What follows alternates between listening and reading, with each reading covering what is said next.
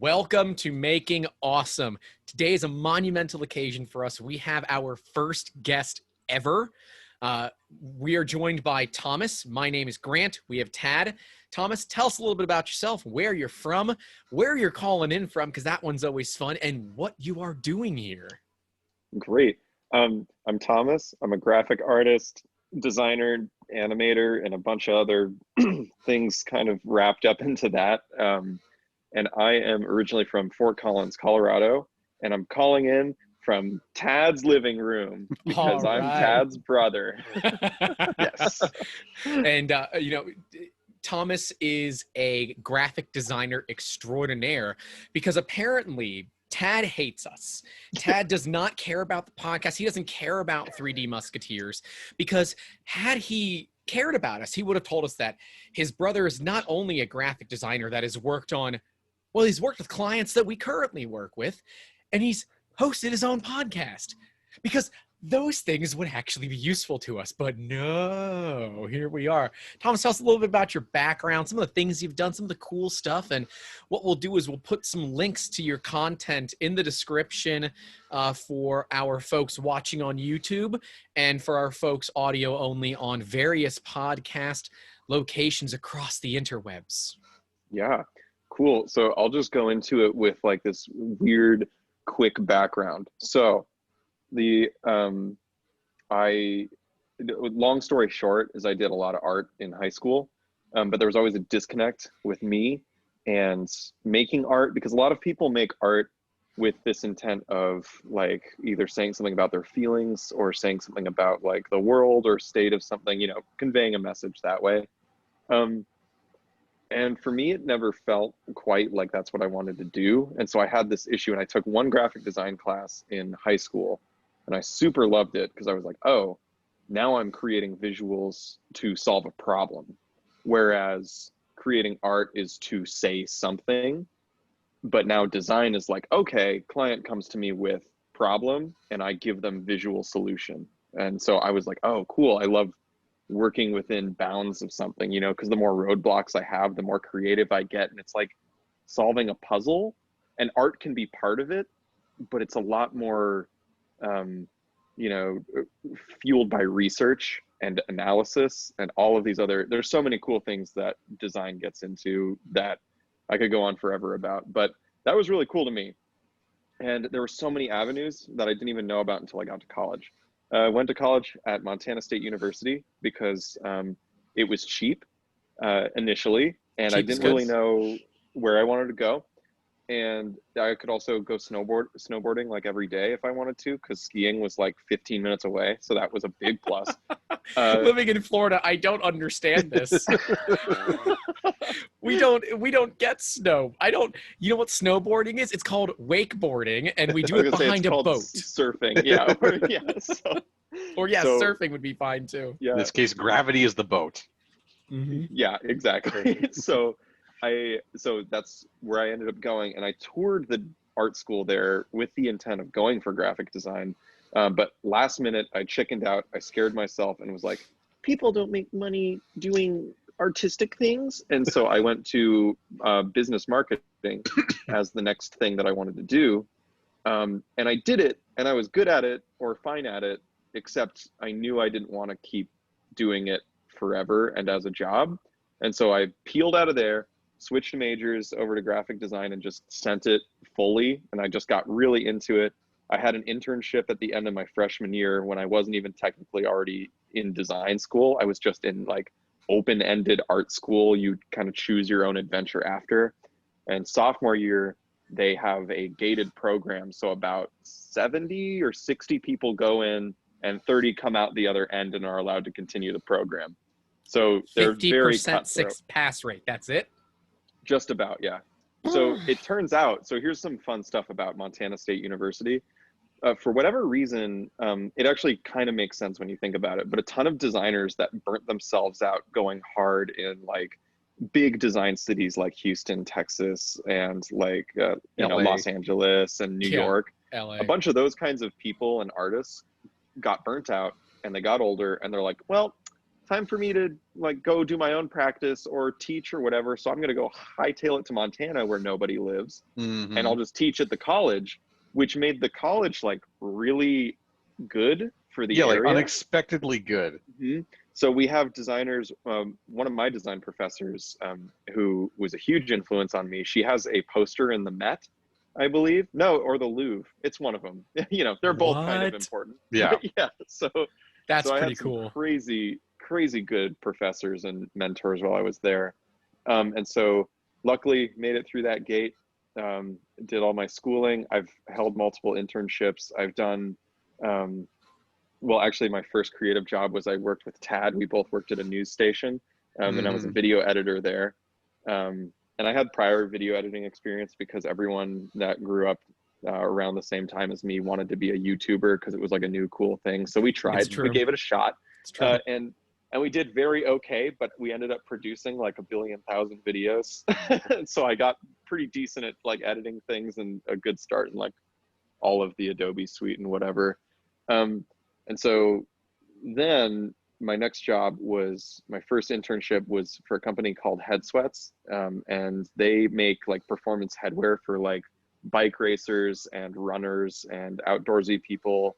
And they're out of Boulder, Colorado. And so I did like hat design as well as a bunch of really tedious stuff. Like I had to take pictures of hats and then cut them out of backgrounds by hand. Oh, that's like always 8 fun. hours I've a done day. that before. Yeah, which was fine.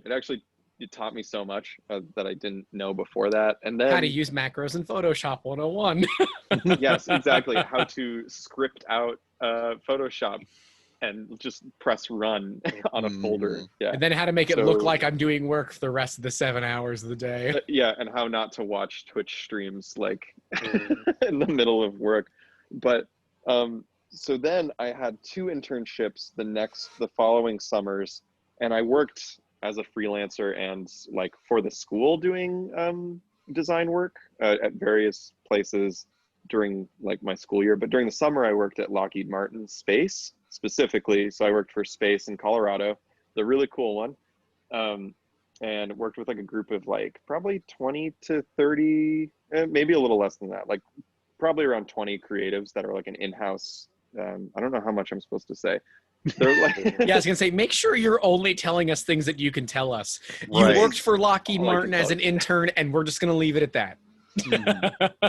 Yeah, because we do business with Lockheed as well. We understand that, you know, ITAR, CMMC, and those kind of things come into play here, and we don't need people in suits that look way better than we do asking us questions that we just don't want to answer. No. So don't need you did work for a defense contractor whose name happens to rhyme with Lockheed Lartin. Yes. And that's legally okay for me to say. But I work with some crazy cool people there. Again, another similar thing, which is a weird thing that pops up in my life, is like, so Montana State University had all these professors that were like, bleh, I'm done being burnt out. I'm too old for this shit. And they go to Montana and they are really good at what they do. Lockheed had a lot of people there that finished the grind in Los Angeles and were like, well, time to go get a job that pays me way more, where I can buy a house and actually like live in not a tiny little apartment. And so they had some crazy people that worked on like James Cameron's Avatar and like Dancing with the Stars stuff, like 3D designers and 2D designers, animators, like literally everyone. There was a guy that would just like, I mean, we had like painters, and we had pretty much the whole range of creatives, which was really, really cool for that. And so that was really cool. Great experience. I saw a lot of cool stuff while I was there, which you can just believe me because I probably just won't say any of that. But I saw cool stuff while I was there. And I got to do some fun stuff. And that was where I really started animating. And I had a really great mentor there, or a few of them that were like helping me animate. And I learned 3D animation as well as 2D animation while I was there. And yeah, then ever since that, I graduated, and because of the pandemic, job hunting was very difficult. But I ended up doing what I never wanted to do, which was not never, but being a freelancer and working for myself and having my own business. was terrifying to me. It wasn't but initially out in the of- cards for you, but Right. like a lot Yeah. of people, you're like, well, I got bills to Yeah. pay. Yeah, Yeah. no, I mean, it's not exactly. quite And the so security of, Schnocky Yeah. and Harkin, but yeah. And so out of necessity, I was like, okay, I guess we just have to do it. And my Yeah. first few gigs were like, I had like what was really nice is I did do a business marketing / design crossover class that did a competition where we made a whole, like, we did a whole brand and like advertising campaign for like a sponsor company. And our sponsor company was like Adobe. So like the Adobe. And so that was really cool. They officially like wanted us to, brand product and sell it. And so I worked on that, did a lot of animation work for that. That got noticed by one of the judges who still hires me to this day for animation projects, which is great. Nice. So that was one of my first few jobs that paid more than just like, $20 for like an illustration out of college. And so since then, I've just been doing a lot of animation work and freelance, logo design, van wraps, you name it. I do lots of stuff for musicians. I've done a few album covers and things like that, which is always fun. So if I'm but a yeah, SoundCloud rapper, I should reach out to you. I have done albums for SoundCloud rappers, and they look good.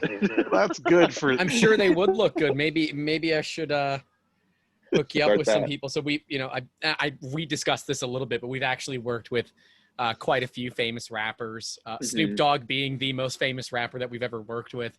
I guess Yeah. technically we worked with the Shakur family, Tupac.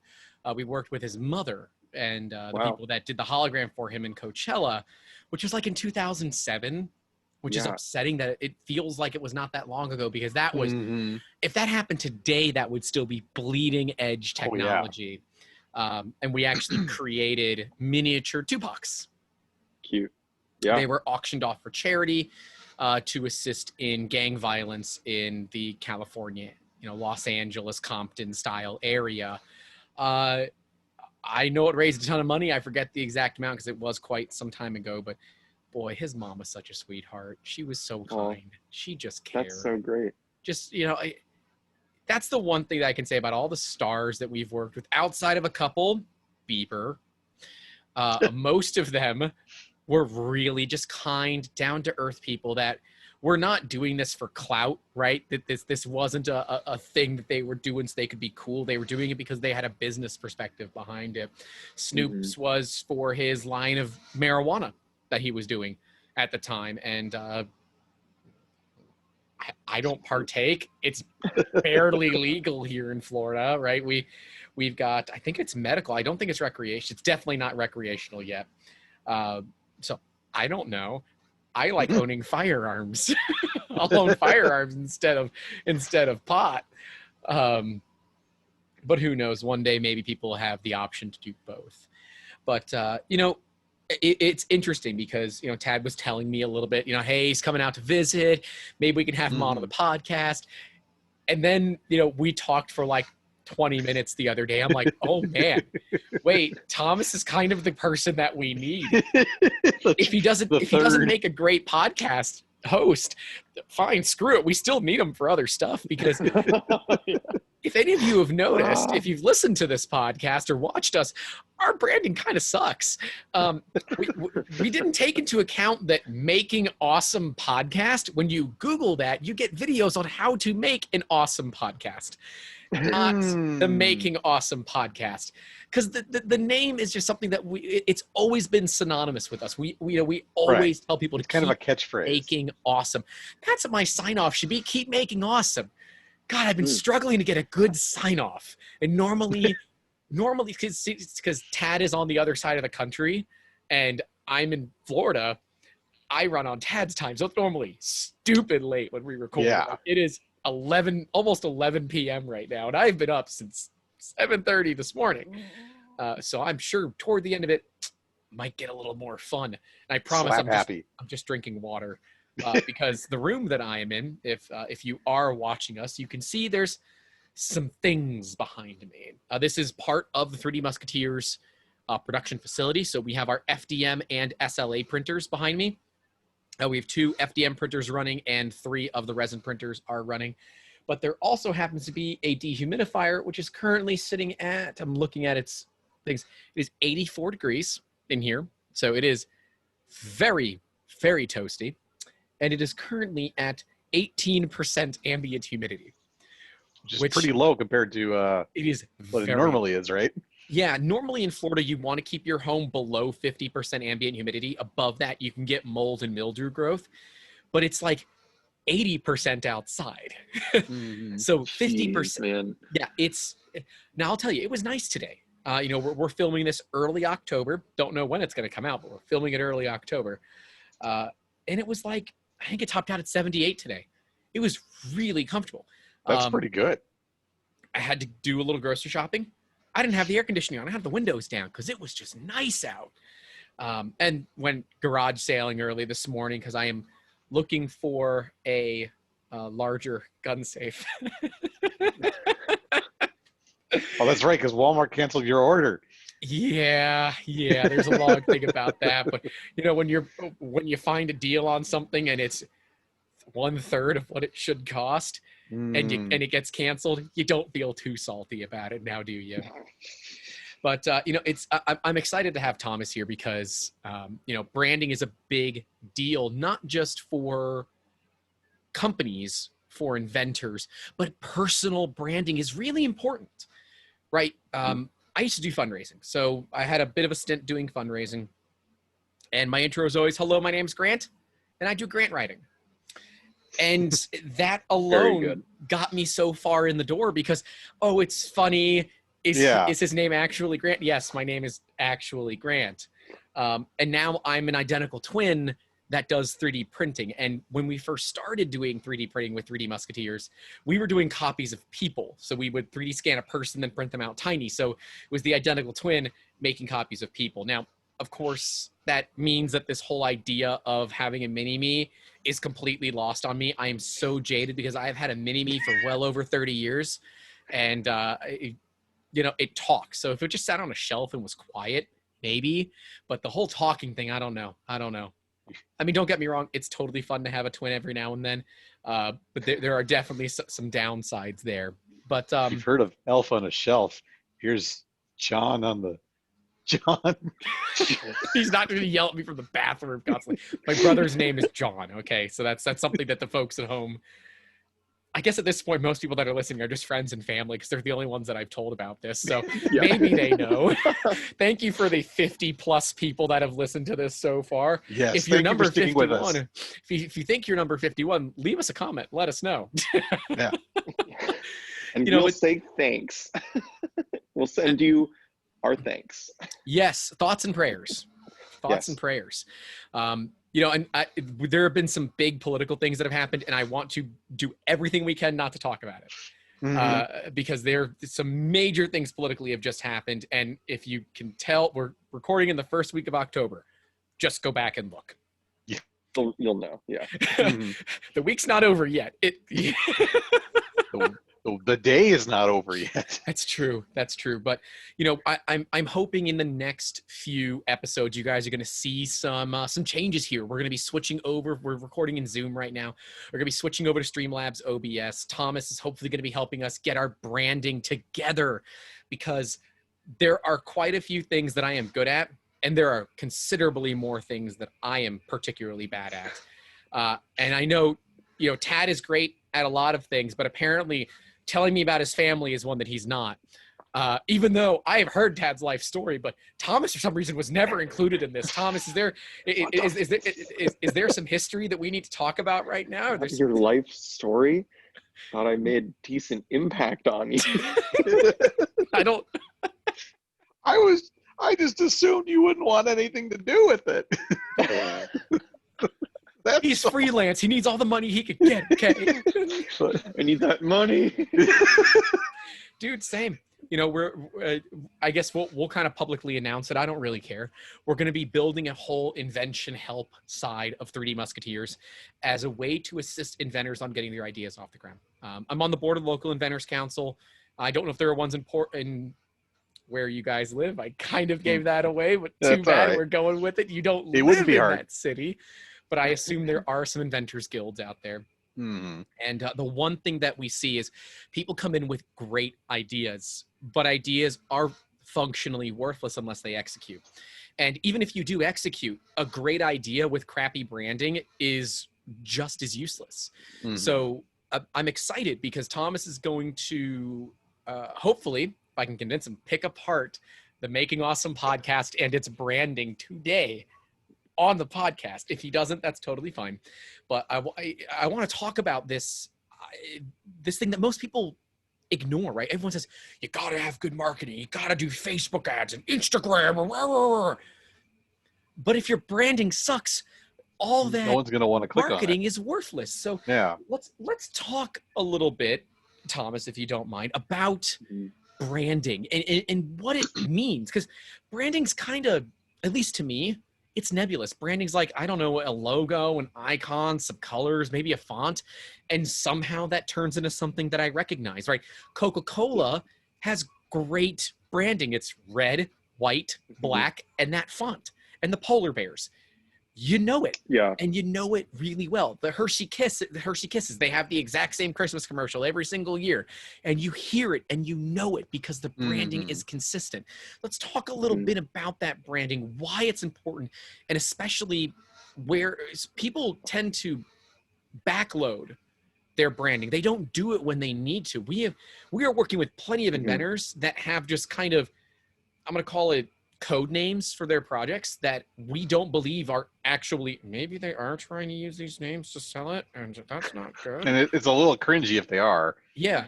So let's Yeah. talk about it.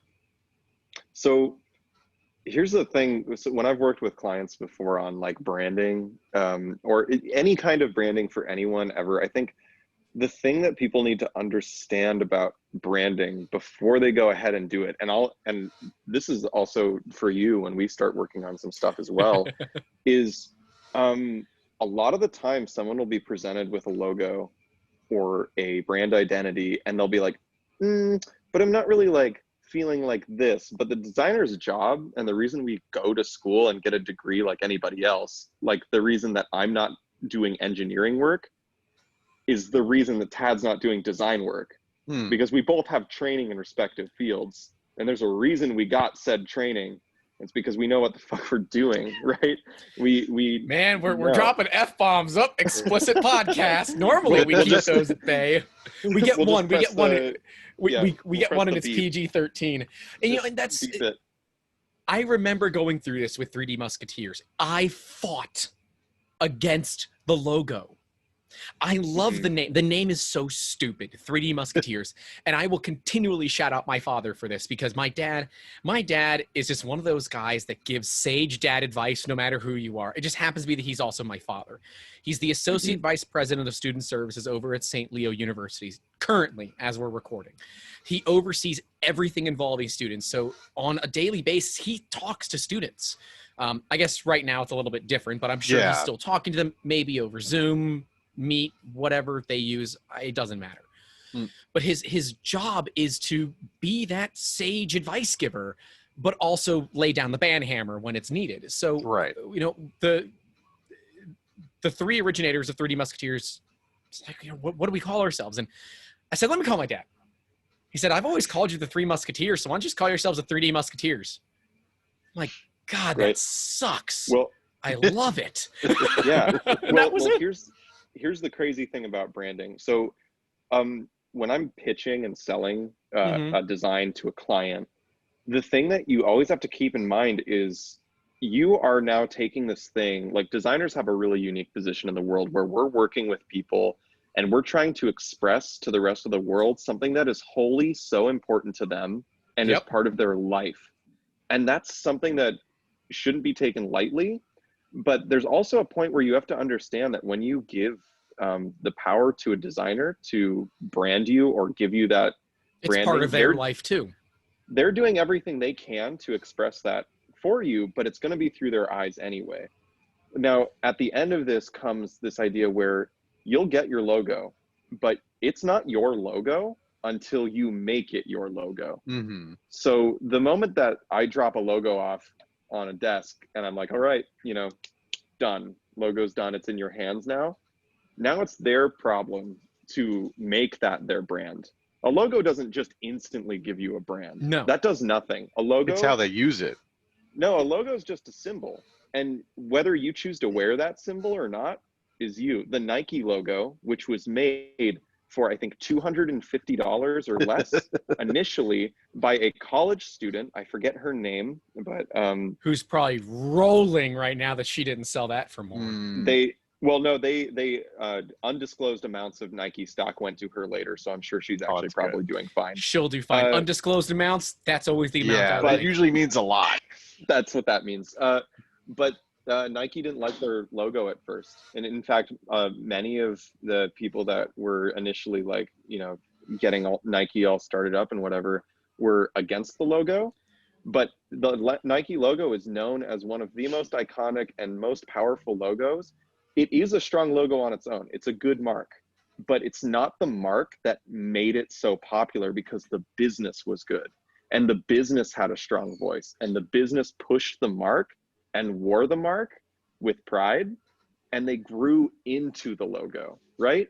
So you have to make it your own. You know, Nike's symbol alone never stood for anything in a vacuum. It doesn't do anything in a vacuum, but Nike's logo is so loaded with context now because of what the business has done, right? It's just do it. It's synonymous with that idea of, you know, forward momentum and fast and sports and like it's all of that stuff because they said it was, not because the designer made it that way, but because they were willing to do that. And sure, the logo on its own has this sense of energy and it's simple and sleek quick. And cool. Just motion. But if you didn't know Nike, the logo does not nothing. tell you that it's a. No. I was gonna say shoe company, but I'm wrong. It's a sportswear company. Yeah.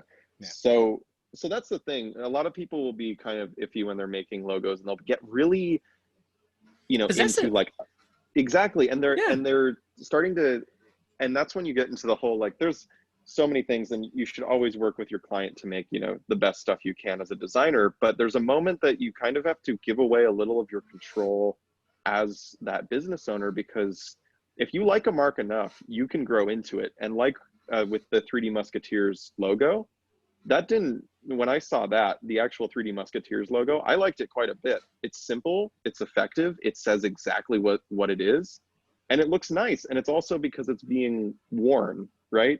You know, there's also like a good fashion metaphor here too. I always tell people that the only way that you'll pull something off fashion-wise that you don't think you could pull off ever is by just doing it and pulling it off, like by wearing it and by going out with confidence and being like, yeah, I can wear leather pants, you know, like that's my thing now. Because it's not going to do anything just hanging in your closet. You got to actually. Just don't do that in Florida, for God's sakes. That Oh is, God! Oh, that's just, that's going to be sweaty. That's going to be very damn. I don't even want to know. I think the one deficiency that we have with the 3D Musketeers logo is it really sucks when it's black and white, because there are so many color gradients to it, because we laser cut our business cards because we have a freaking laser. So why not? And so it doesn't transfer very well to, to a black and white image, but with a high enough DPI, you can get the feather and the cap and all that, but it doesn't get there. But that's okay, right? If that's the deficiency that we have, fine. The other deficiency, companies that do embroidery charge by the color, and there are quite a few colors in that logo. But again, if those are the problems, those are workable.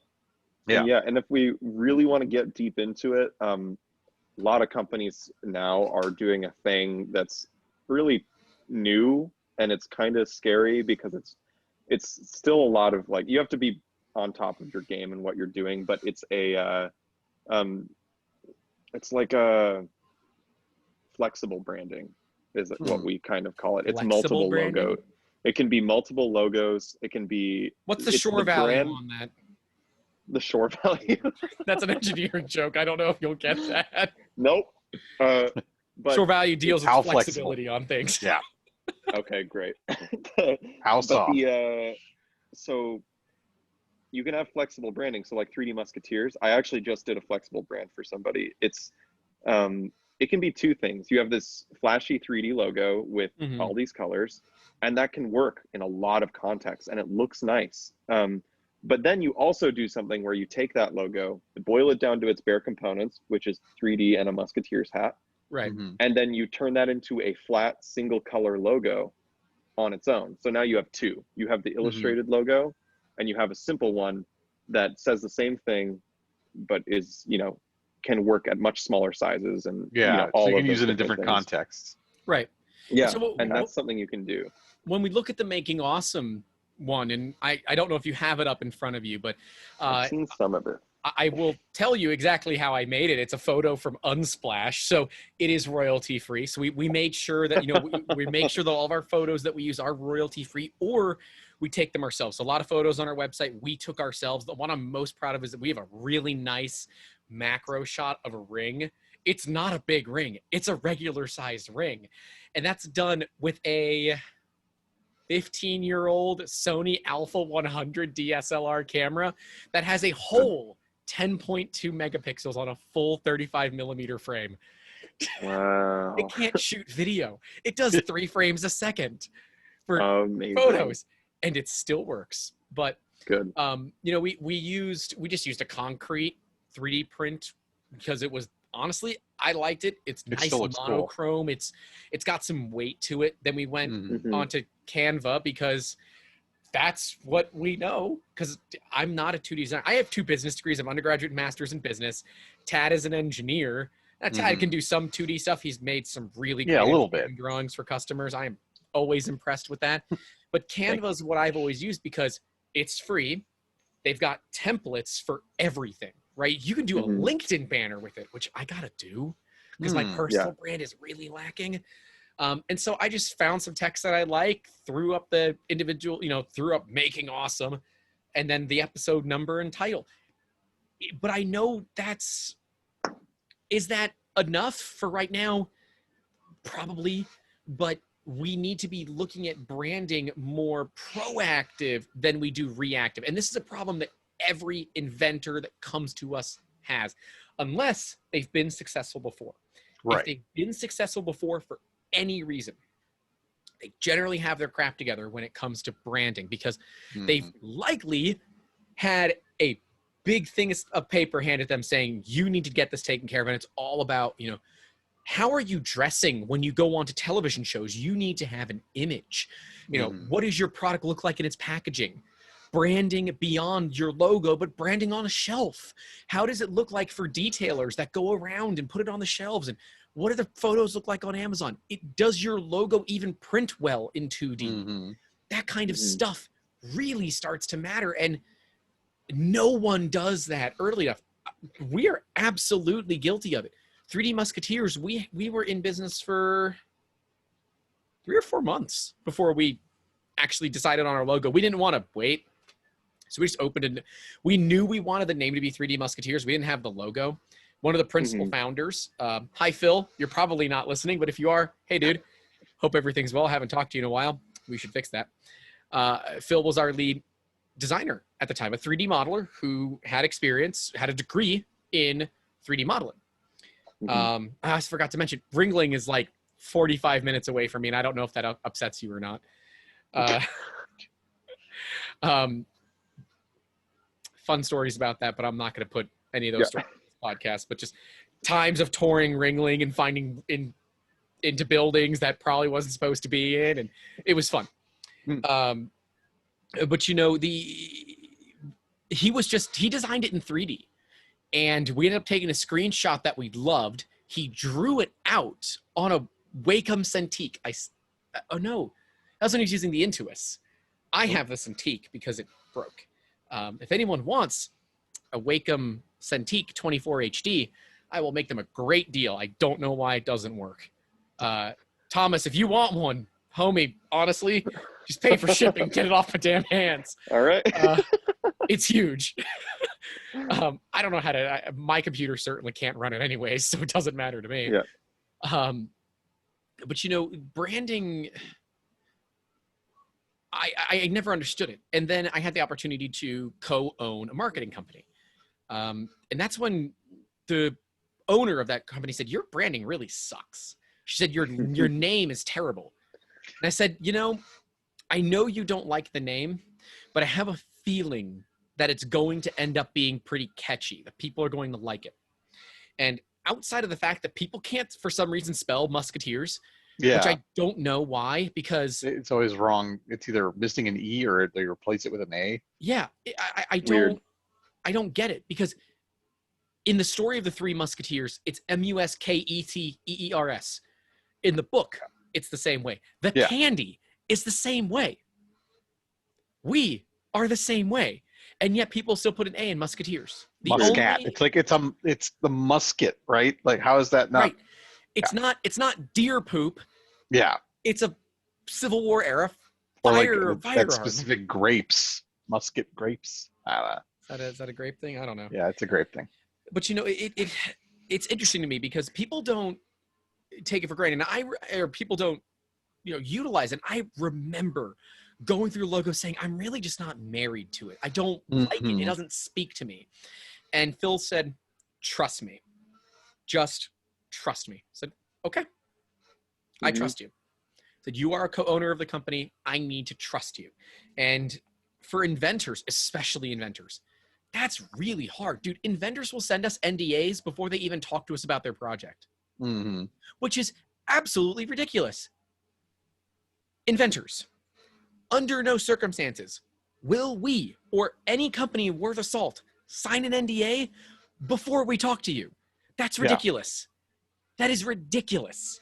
We are not here to steal your ideas, but if you make us sign an NDA before we talk to you, we are now bound by those specific terms of that NDA, meaning that we cannot tell you anything. If we are working with someone that could directly be a competitor or someone that could directly help you, and we sign an NDA before we talk to you, we can no longer tell you. It severely limits our options. It does.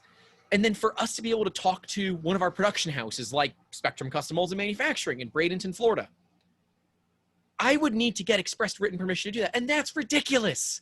You're only hurting yourselves. I'm going to stop with this diatribe before I really The time for upset. the NDA is once you're ready to launch your product, basically. Well, the time for the NDA is once you have your drawings. Yeah. Right? Once you have your drawings, you put a retroactive NDA in place that starts from it's probably the day that you pay. Honestly, it's the day you pay. The day you pay is when you should have the NDA, because now we've decided to go into business together and say, okay, this is how we're going to help you. And hopefully we can start building. Our goal is to build packages, right? So if you just want CAD drawings, great, done. Yeah. It's this price, we'll get it done. But we want to start adding branding in there, and we want to push this package with branding on it to show people. And I want to put together an example. Maybe we can just design some stupid product that helps the shop for some reason and design it with really good branding, and then design it with really bad branding and show people the difference, right? And what it looks like and how much sexier the exact same product looks with proper branding. Well, and it solves a problem that an inventor would have at some point anyway. It's whether they do it now or whether they do it later. Why not get it all in one place if the quality is good enough? And that's the goal, right? If you can stay within the same ecosystem, working with the same people that minimally you can at least put up with, right? We don't ask you to be our friends. If you think we're cool, great. Hey, we can hang out when everything's over, grab a drink, maybe. I don't know. We can share some water digitally. Some good water. Clink. Some high quality H2O digitally. But, here it goes, Thomas. It's getting late. I told you. Oh, here we go. But the goal is that you don't have to be thrown around at 10,000 different places. You might work with a few different people, but it's all happening under the same roof. And that's important because relationships are undervalued today. People really don't take these relationships seriously. And Thomas, you were getting to this point of people look at designers and branding guys as honestly dispensable. Yeah, which doesn't make sense. It doesn't. We've gotten so used to Upwork, Fiverr, pick your poison for people that you don't know where they live that are doing your projects for pennies on the dollar, that we've removed this idea that branding should cost money, and it needs to, because these people on Upwork and Fiverr do not give a damn. Now, by and large, there are going to be some that definitely do. But the ones that when you search for price low to high, those few are not going to help you. They're going to do precisely what you tell them and nothing more. Someone that is here to help you brand is going to learn. They're going to talk to you. This is almost like online dating, right? You got to a degree, yeah. Because you got to know enough about this person, their company, what they want it to be, because this is their baby. You're dating their daughter or their son. It's not even you're dating them, you're dating their baby. And that's, of course, the baby is of age, because otherwise that would just be weird. Yeah. Let's not mix metaphors here. Come on. But it's way more emotional than you think it's going to be. And a good brand artist is going to know this and is going to be able to help. And I told Thomas when we first had our conversation that I know our branding sucks. So please, Thomas, if you don't mind, tell us, how bad does it suck? We're gonna have that. I need like one of those banners that goes across. How bad does it suck? And a nice little rainbow. Yeah, and where's Bob Barker with the wheel so you can stop it? Like, oh, you didn't hit the 100, but you got the 99. Are you gonna go for the full dollar? Yeah. So, talk to me. Yeah, so all that stuff is great. And the relationship thing, by the way, totally true. It's like online dating, especially when you're a freelance like I am. And when it comes to working on someone's brand, man, if that's their business, that's their income, that's their life. Like, it's so much more important. Which quick tangent is why I love being a designer so much, because I get to work, like one day I'm working on space and satellites, and I learn everything I need to know about space and satellites to create a good, consistent brand experience and voice for that thing. So I get to learn like every single day about something new and weird or different. And then, maybe next day I'm working for someone who just makes candles and is selling candles, like homemade or whatever. And that's their whole life. And there's so much art to it. There's history to it. They've been doing it for this long. Their grandma taught them. Like, that stuff's so cool. Right. And gotta love that experience in general. Oh, man. And old school family businesses, that's the best. It's just cool. It's good. And you get to talk to these people and learn that there's so much going on in the world, and you got to be a little part of their business for a moment, and and helping them form this voice, because you are their bridge to the world, right? And that's an important place to be, and a big responsibility. Oh, we got another guest. So cool. Yeah, we got it. Another guest. Doc was on for a bit. She was for a minute. That's right. But that's down. That's so cool, because now you're this like connection from a person and their business and their heart and soul to a consumer. And how do you make it genuine? And how do you, because you never want to you don't want to just sell to try and sell. You want to help people. Typically products are to help people, right? So that's what's cool. But if we were all just in this to make money, we would definitely be richer than we are. But we're in it because we like the relationship. Honestly, no offense to the inventors, but there are some inventors that are just impossible to work with. And, thankfully, our current swatch, so any of you people that are our current customers, we like you. Don't fit in this. No, it does not apply. If for some reason we don't answer your phone calls for multiple months at a time, you may fit into this category where you want us to solve all of your problems. And that's not our job. This is your baby. If we're solving all of your problems, it's our baby now. Exactly. What's the point? And one of the most frustrating things, and let me tirade just a little bit here. These inventors come in, we design their products, they get all this great stuff, they leave, and they never tell us what happens. We never get to know. And damn it, we want to be on the patents. I know we that have a they bit of an- pay us. We're the reason you have those patents. We have Put a our bit of an name on emotional there. investment in it, Yeah. at the very least. Or send Yeah. us one. Because Right. maybe we 3D printed or we have it in CAD, but we want to see it, man. Even if it's a product we would never use, that's just cool. It's just cool. And if you make a ton of money, hey, remember us come tax time. But, Yeah. you know, it's just so frustrating because we do build that relationship and then we get ghosted. We get freaking ghosted by customers. And look, we get it. You guys got tons of important stuff to do. But man, if you're working with any design firm, us, whoever, and you leave, and you're left on good terms, right? Maybe you're branching off to something else, you've launched, and come back and tell them Check in whether every you once in a succeeded while. or failed, because you never know. Going back, these people might have new contacts, and Yeah. that can be huge. Networking, especially in a COVID world. Dude, networking is how the world goes around. Maybe if Tad was a better networker, Thomas would have been involved in this earlier. Sorry. but to your point, that repeated contact gives us the opportunity to promote each other. Yeah. You know, again, you check in and see how things are going and say, oh yeah, we worked with these people. This is what they're doing now. Right. And you know, and I know that we are absolutely guilty of this. We do not Yeah. check in with customers that launch out and don't talk to us. One, Yeah. because honestly, up until like a year ago, we didn't have a CRM, so I really didn't keep track of any of that stuff. And I was more focused on trying to get us out of debt than I really was keeping up with everybody. So, you know, if you paid us and you moved on, cool. So if you're listening to this and you were a previous customer and you haven't heard from us in a long time, hey, hit us up. Yeah. You have my personal cell phone number. Call me, text me. I don't care. Call the company. You can call 3D Musketeers. Our phone number is public, 813-803-4973. And if that phone number changes, well, that's going to suck, but it won't. Yeah.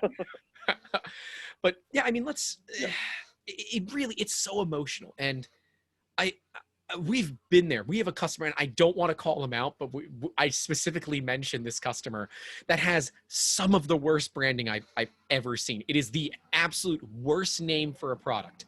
And maybe it fits his niche. I don't think it does, because but I also don't understand the niche all that well. And that's all we're going to get into that one, because I don't want to push buttons. I'm not a huge fan of that. But, you know, customers, people, anybody can do better from branding, right?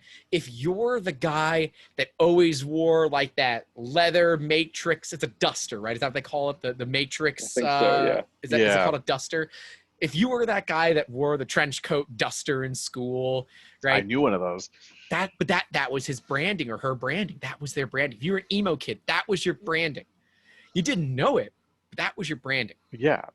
And now, whether you're an entrepreneur, an inventor, a business owner, or a random person, you still have an identity. And that identity is really important. I can't talk about it too much because I personally don't get it. I'm the guy that drives an 18-year-old car that he just plasti dipped the roof because the paint's starting to fade and he did a really bad job on it, but he really doesn't care because the car is old enough to vote. And the fact that it still runs is great. Oh yeah, other great thing about living in Florida, our cars don't rust. Unless you live near the water or you're like on a beachfront property, your car doesn't rust. There's no discernible rust on my vehicle. None. Amazing. The only rust you get is if you get like rock chips, and you'll get rust from the road because there's salt from cars that are near the ocean, or freaking snowbirds that find their way down here. You track it in. Yeah, it's snowbird season starting up. October's kind of like the official. That's when, that's when the real sissies come down here, right? I got a family member who's a snowbird. She'll come down in November, but she's not your typical snowbird where having a snowbird drive, it's a nightmare. Ooh. She's actually a pretty good driver. I've driven with her, and I would trust her.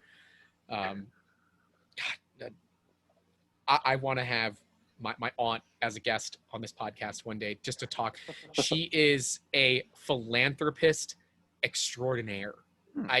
Her story the things that she could talk about. And I truly wish my uncle was still alive, because man, the lessons that he could teach people in an hour of just literally, we bring him on, I turn off my microphone and I just listen. And if all of you know me, that would be the hardest hour of my life. But I promise, I believe it. I promise, there's so much information, you know. I don't know. I'm not going to go into losing loved ones and what that means. Anyways, let's talk about branding again. Let's bring this back, Thomas. Let's get it all the way back. Let's talk about the branding for Making Awesome. And I know it sucks. Tad knows it sucks. We know it sucks. So what are some tips that you have for us? And they can be generic. They can be very specific.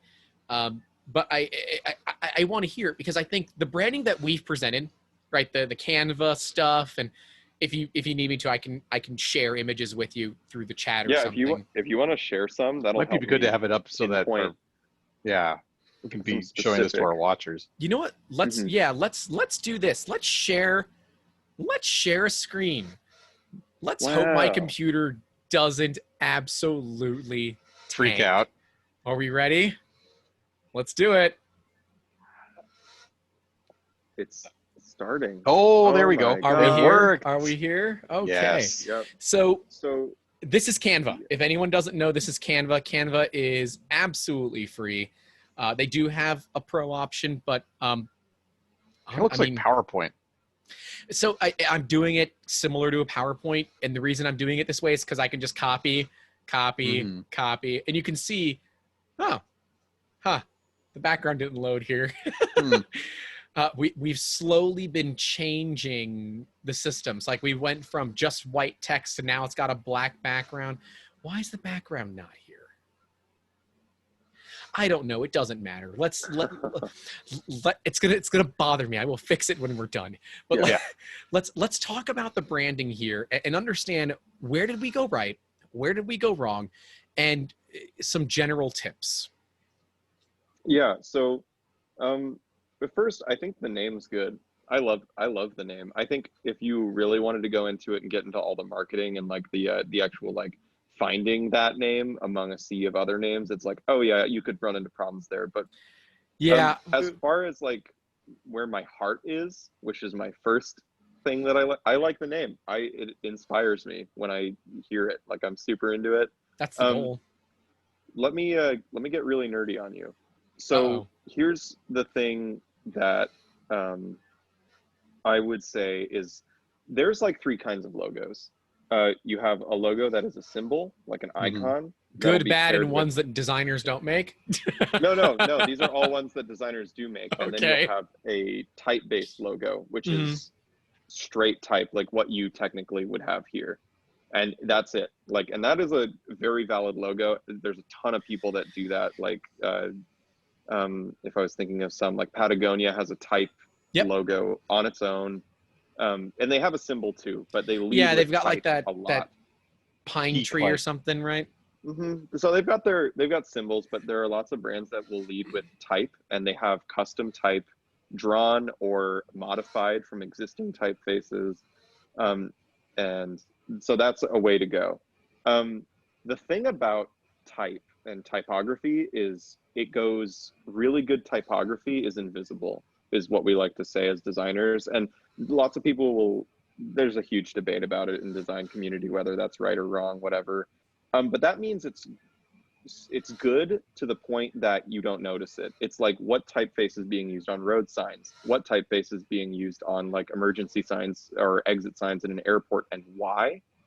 And type has such a long history of interacting with human beings, and I could really get into it, but think about it. Type is an image. It is literally an image. There are symbols, and put together, they tell you something. So designers, at their core and at their base, we used to be printmakers, and we worked on letter presses, and we worked on linotype machines, which was melting down lead and making lines of type, literally to print newspapers. And that's what they did. They knew all the typefaces. They could work with them. They knew how to use typographic hierarchy. which is why you have a title here and a subhead, which is your episode number 2, What is CAD? You already know Baby, that don't hurt me. instinctively. Yeah. So, Or what is CAD with Tad? yeah. Yes. What is CAD with CAD?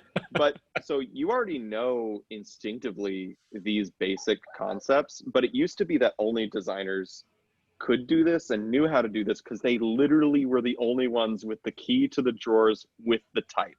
Yeah, Like, but now that we're digital, but then computers happen, and now Yeah. everyone can, which Mechanical is both good and bad. keyboards. Yeah, very accessible, but here's the thing that I would say immediately off this brand is I'm just going to ask you a question, and why did you choose this as your title typeface?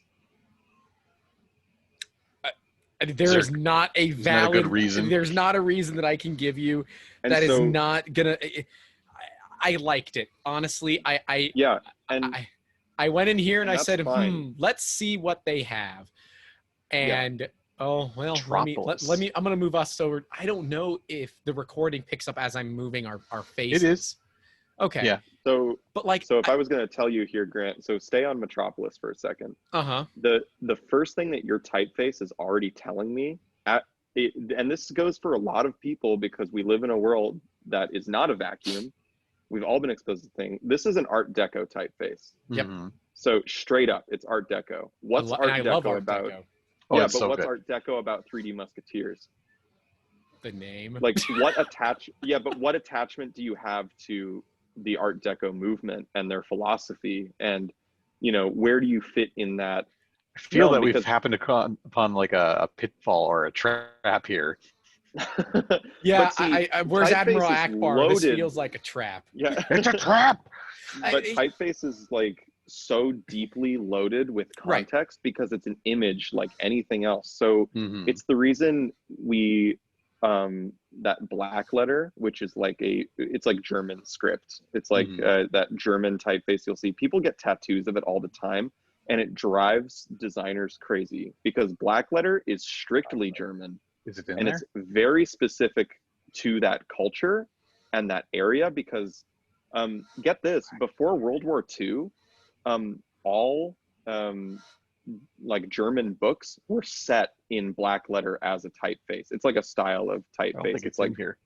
Yeah, I No, don't no, see You it. may need to Google it, Grant. no, it's not like its own font. It's like a type style, I guess. Well, let's You'll take be a able look to at see it. it. Looks Oh, like that. that's that. Yeah. So- Okay. But get this crazy fact. Black letter before World War II Yeah. was what every book in Germany was typeset in. And Mhm. it was to the point that residents of Germany that didn't get out of Germany very often could not read standard Roman typefaces because they were so used to black letters. So That's kind of insular. That's wow. well, so what business do you have appropriating a typeface from that culture if you don't have a reason to? Are you a German pub? Hell yeah. Throw that black letter on That there, makes sense. because you are now tying yourself back to that culture and that thing. So here's what I would think, Grant, immediately is you told me the other day that there are standard typefaces for 3D printing. Or were you telling me this, Tad? Oh, the like Ossifont or something, right? Yep, awesome. Yeah. So Oh. while some of these typefaces aren't necessarily available on all platforms, That's basically it. Yeah. So suddenly, and you can make that a really beautiful typeface, and you can modify these things. Mhm. Probably. But that's a lot closer to the idea of like your business, right? Or Mhm. what does a typeface say if it's like, are your O's perfectly round and why? Or does it look kind of like it was built to be 3D printed? Or, how does it fit within this realm of invention? Or Mhm. how do we say making awesome if someone couldn't read? Does the type look like making awesome? Because this looks like a movie theater to me. It right? does, and That's fair. Why is it that I've movie always had a- theaters have that Art Deco? Because a lot of movie theaters are were that made old. in that time period. Yeah. Oh, okay. Yeah. I've always had a love for Art Deco. People that know me personally, I dance. I specifically jazz and swing. That's how I met my significant other. So I have a love for Art Deco. I'm a horologist. Get your mind out of the gutter. That's a clockmaker. So I love, and my favorite clock is my 1951 jeweled Ansonia crystal regulator. And if any of you want to Google that, prepare to be amazed. Not going to get on that. But That's a should. rabbit hole. That's a rabbit hole. But you know, So- I have a love for it. But you're right. What does that typeface say about the podcast? It doesn't say a damn thing. Now, because Canva is free, they're going to limit a lot. We would love to use Osifont. It's actually the font that we use for our business cards. And look, it is on GitHub. Do you want to talk about a open source font? It's on freaking GitHub. And it hasn't been updated in 2 years. and they fixed kerning. And just so people can see Osifont. Yeah.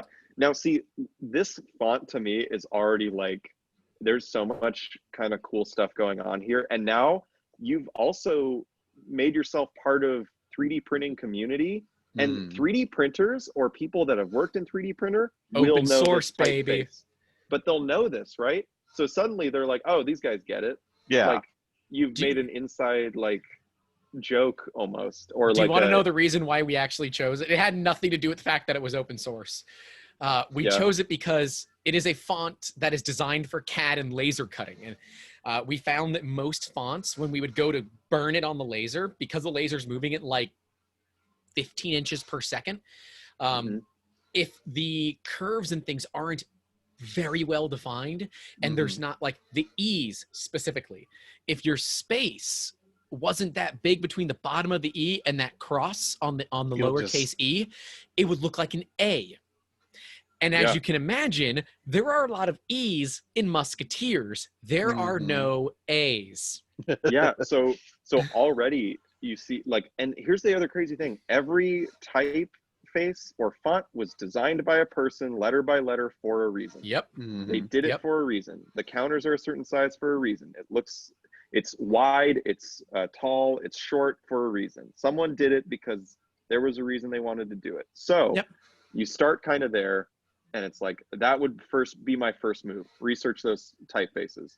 Set making awesome in like 50 typefaces, and then I would send you like 10, and I'd be like, these look good. You'd pick 3, we'd pick 2, we'd pick 1, and then we're good to go. Then from that font, like, here's the other thing about like typographic hierarchy. Making awesome's really bold here. Everything makes sense with this as a hierarchy, but something's not meshing. Like, they're too different.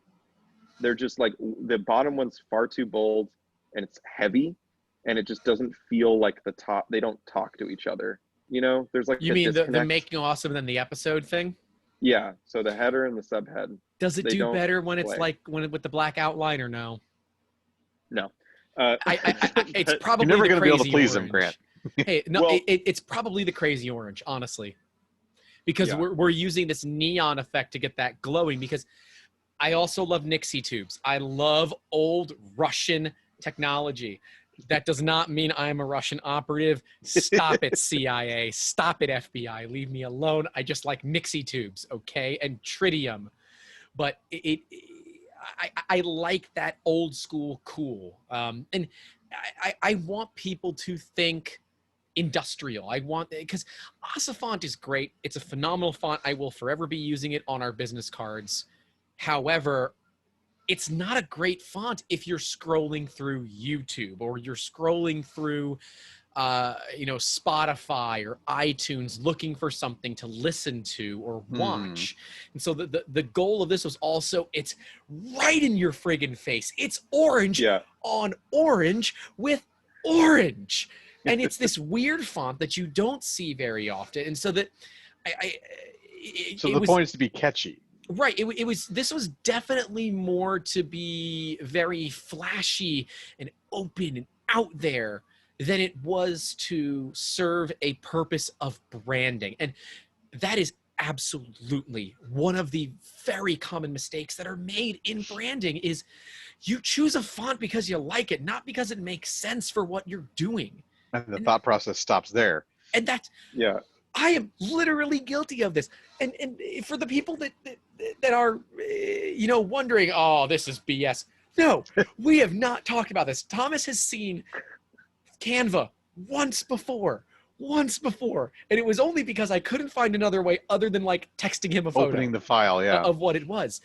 So we have not gone over this before. This is all something that we're going through live because our hope here is that you guys, listeners, particularly if you're watching, because this is really cool if you're watching and you can see it, because if you're listening, you probably don't know what the hell we're talking about. Yeah. But thank you, Thomas, for kind of painting that picture. This is where Tad and I have failed multiple times.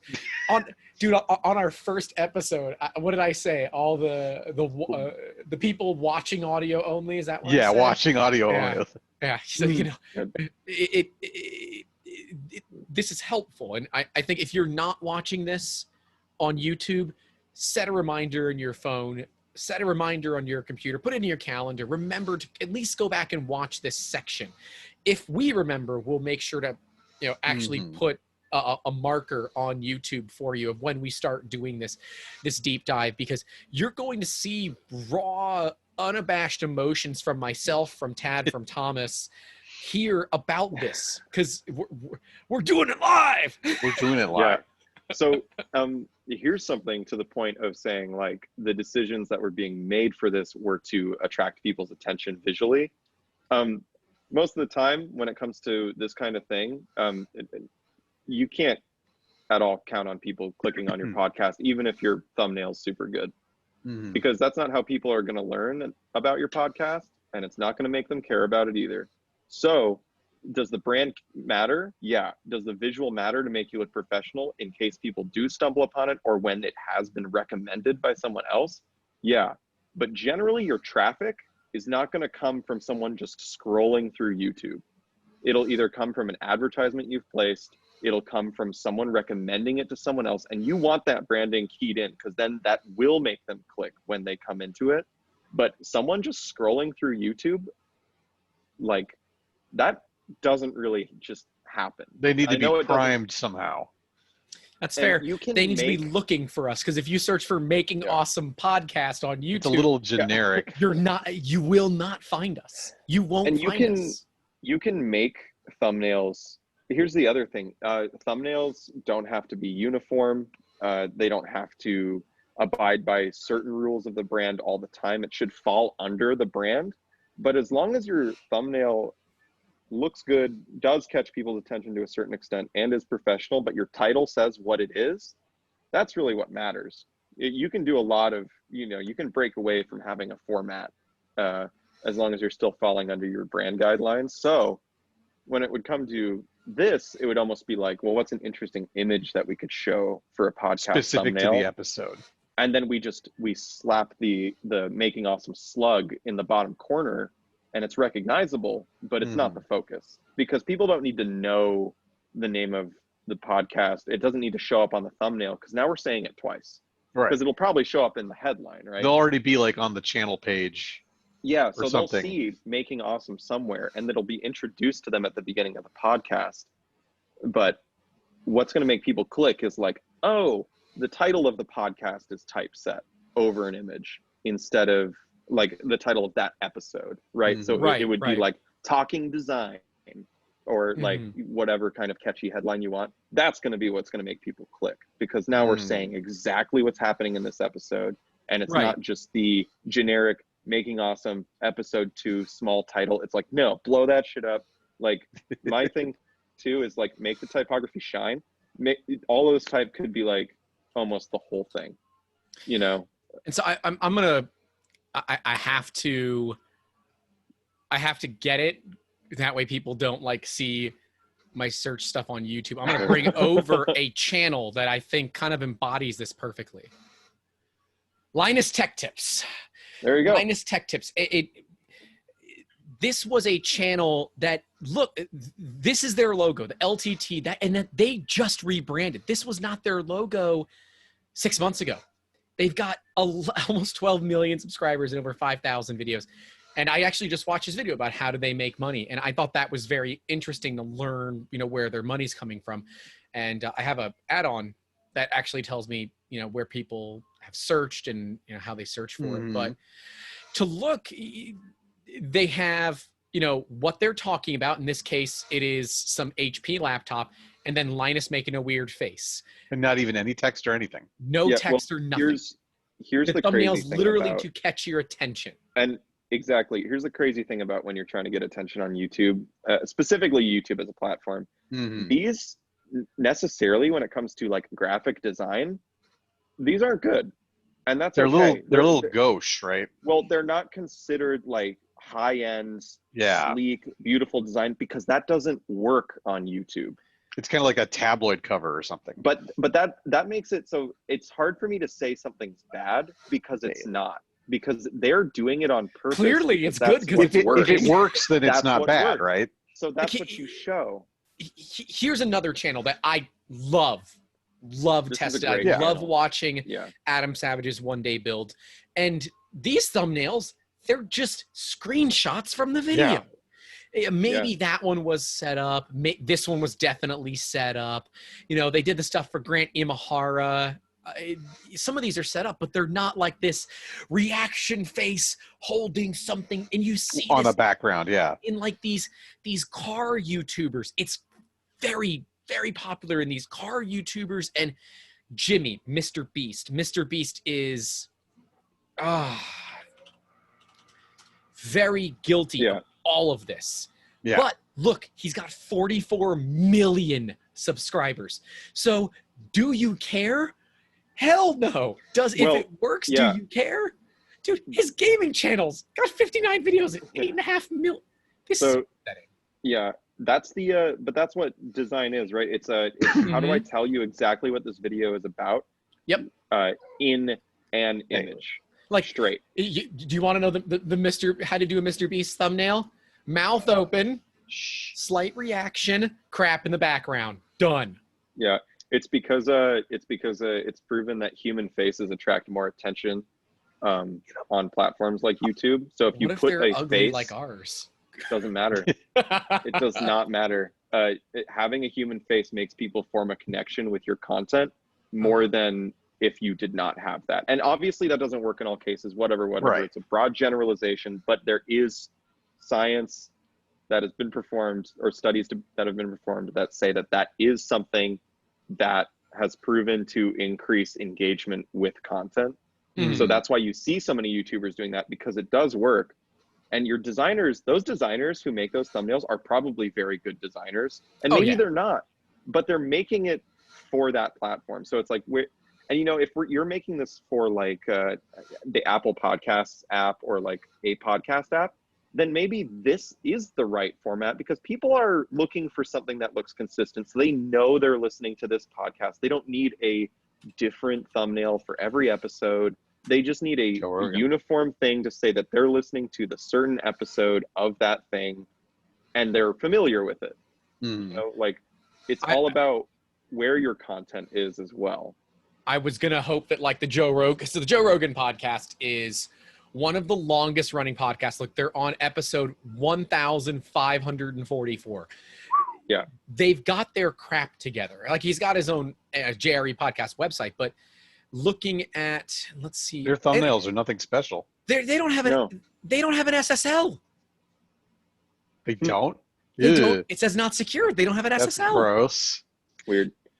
But I wanted to take a look at their logo. So with how far in they are, branding doesn't matter, I guess. Yeah, after a certain point, right? No, but this is their brand, right? They've already, this is what people are familiar with, and so it's recognizable. You know, This is his thing. This thing came out on September 30th. It's October 3rd, because if we don't tell people when we filmed it, they're not going to understand. This video got 2 million views in 3 days. 3 days? Something like that. Yeah. So today's day 3. It's getting a little under a million views a day. Well, this supports the idea that this is also another important thing to know. Like, good design goes a really long way, and good design is important. But if your product or your video or your content is not interesting and not good, good design will not carry that weight for you. It can't. It's like when people think that like buying the best microphone will make them have a better podcast or a better Twitch stream, or buying help. a higher quality camera. Does it help? Yeah, but it doesn't bring you more viewers, because there have been people with worse equipment that have started with less that have done far better, and they get the equipment later because the product is good, and the product was good first. Mm-hmm. And I went way back. We're at episode number 38. He's got no branding. There's no branding. There's absolutely nothing, because he was still figuring it out. I'm wondering at what point did he pull it in, because that would be really interesting to understand. Because when it comes to podcasts, I think JRE has got to be one of the most profitable ones out there, most successful ones, because no one's got one that runs this long. God, we're into the 100s, and I'm not seeing any. It's probably logos. Close to 1,000. Yeah. So, I mean, I think, branding is super important, and I think it's really good to get ahead of it too. But, does it make or break you? No. I think here's another thing about branding that people seem to forget is branding is not just visual. Branding's your voice, Right. Every brand has a voice, and it's important for designers who are making content for any brand to take into account. It's like, am I making something for Cartoon Network, or am I making something for Adult Swim? 293 is when they changed their branding. Oh, there you go. Yep. Yeah. Because they added a little header at the top. Sorry. Yeah. No, you're good. But it's about the voice too, right? So then it would be about obviously Making Awesome has a voice. It has, 3 voices right now, and it has an attitude, and it's like, well, what is Making Awesome? It's educational. It's, put some tags on it, give it some keywords that you would use to sell it, and then use those as your voice and how you want to come across as your brand. Because like I said, Cartoon Network and Adult Swim, you could say they're both making cartoons, but their voice and their purpose for making cartoons on their platform is so entirely different. But they know what their voice is, and they're always playing to their voice. Like Adult Swim could almost put anything on their platform and play it off like they meant to do it, right? They could sneeze on the camera and turn it into an Adult Swim slug, right? They can do anything they want. Cartoon Network, completely different audience. It's like, identify your audience, know your brand voice, and then make sure that voice is consistent. And that voice is how you present yourself in the podcast, what you talk about and why. And then it comes into, you take those ideas and you're like, now how is that represented visually? How is that represented in written anything I do anywhere? So now your brand, like a brand itself, is so much more than a logo, because it's like who you are, like a personal brand. And so now it's like, if you had to turn Making Awesome into a human being on its own, it's like, I don't want to. I was about to say, that's a frightening proposition. We're going to choose E, none of the above. Yeah. But who is that person, and who are they trying to look good for? And then it's, how do you, leverage all of those different things and turn it into a consistent voice? Because what Nike's voice is, and you even know what Target's voice is. Right. They have a voice dialed in for middle class Target. Yeah, Target's not a gun middle range. Class Walmart, excuse me. But you're not wrong, right? It's gotten to a point where people they call it Target, right? I call it Target. And I don't know who came up with that, but it's stuck because that's kind of what it is, right? It's, I don't want to be on peopleofwalmart.com, so I'm going to go to Target. Or I don't want to support the Walton family and their businesses, so I'm going to go to Target.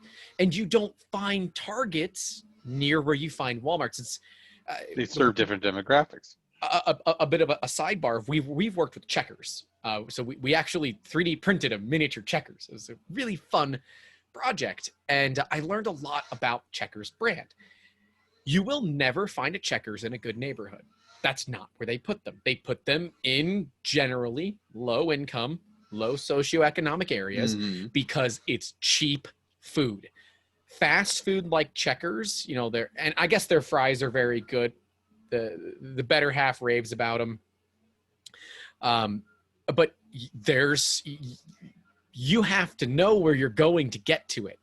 And a Checkers might exist now in a good neighborhood, but I promise you at one point it wasn't a good neighborhood. And that's something interesting because that's what the company's done. Same thing with McDonald's. McDonald's is not a fast food company.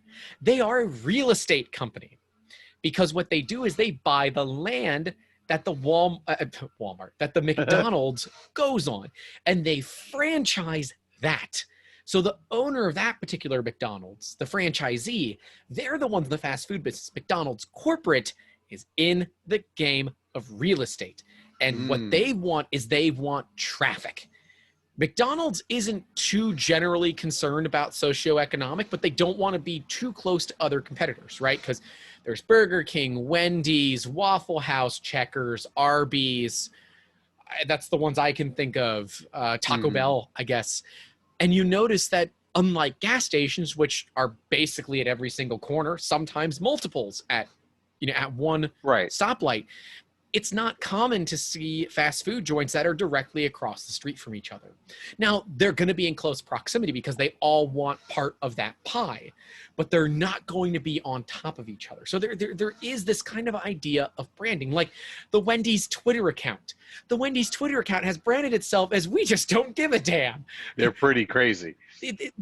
Honestly, I believe that they firmly had someone that tweeted from the wrong account, and everybody loved it, and they said, "Screw it, we're doing it."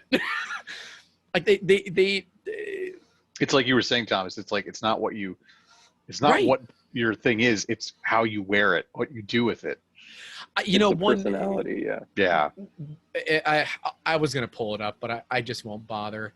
Dbrand makes phone skins. Dbrand is great. Yeah. So they do a lot of work with Linus Tech Tips, and they recently their coupon code is Linus Drop Tips because they make fun of the fact that he drops everything. It's true, he does. And they also make fun of lttstore.com, but we happen to own some of those domains. We own elttstore.com, so lttstore.com. You gotta say it with maybe a little accent or something, because we're eventually going to make those jokes because that's something that people have found to be funny. It's a brand, it's an identity.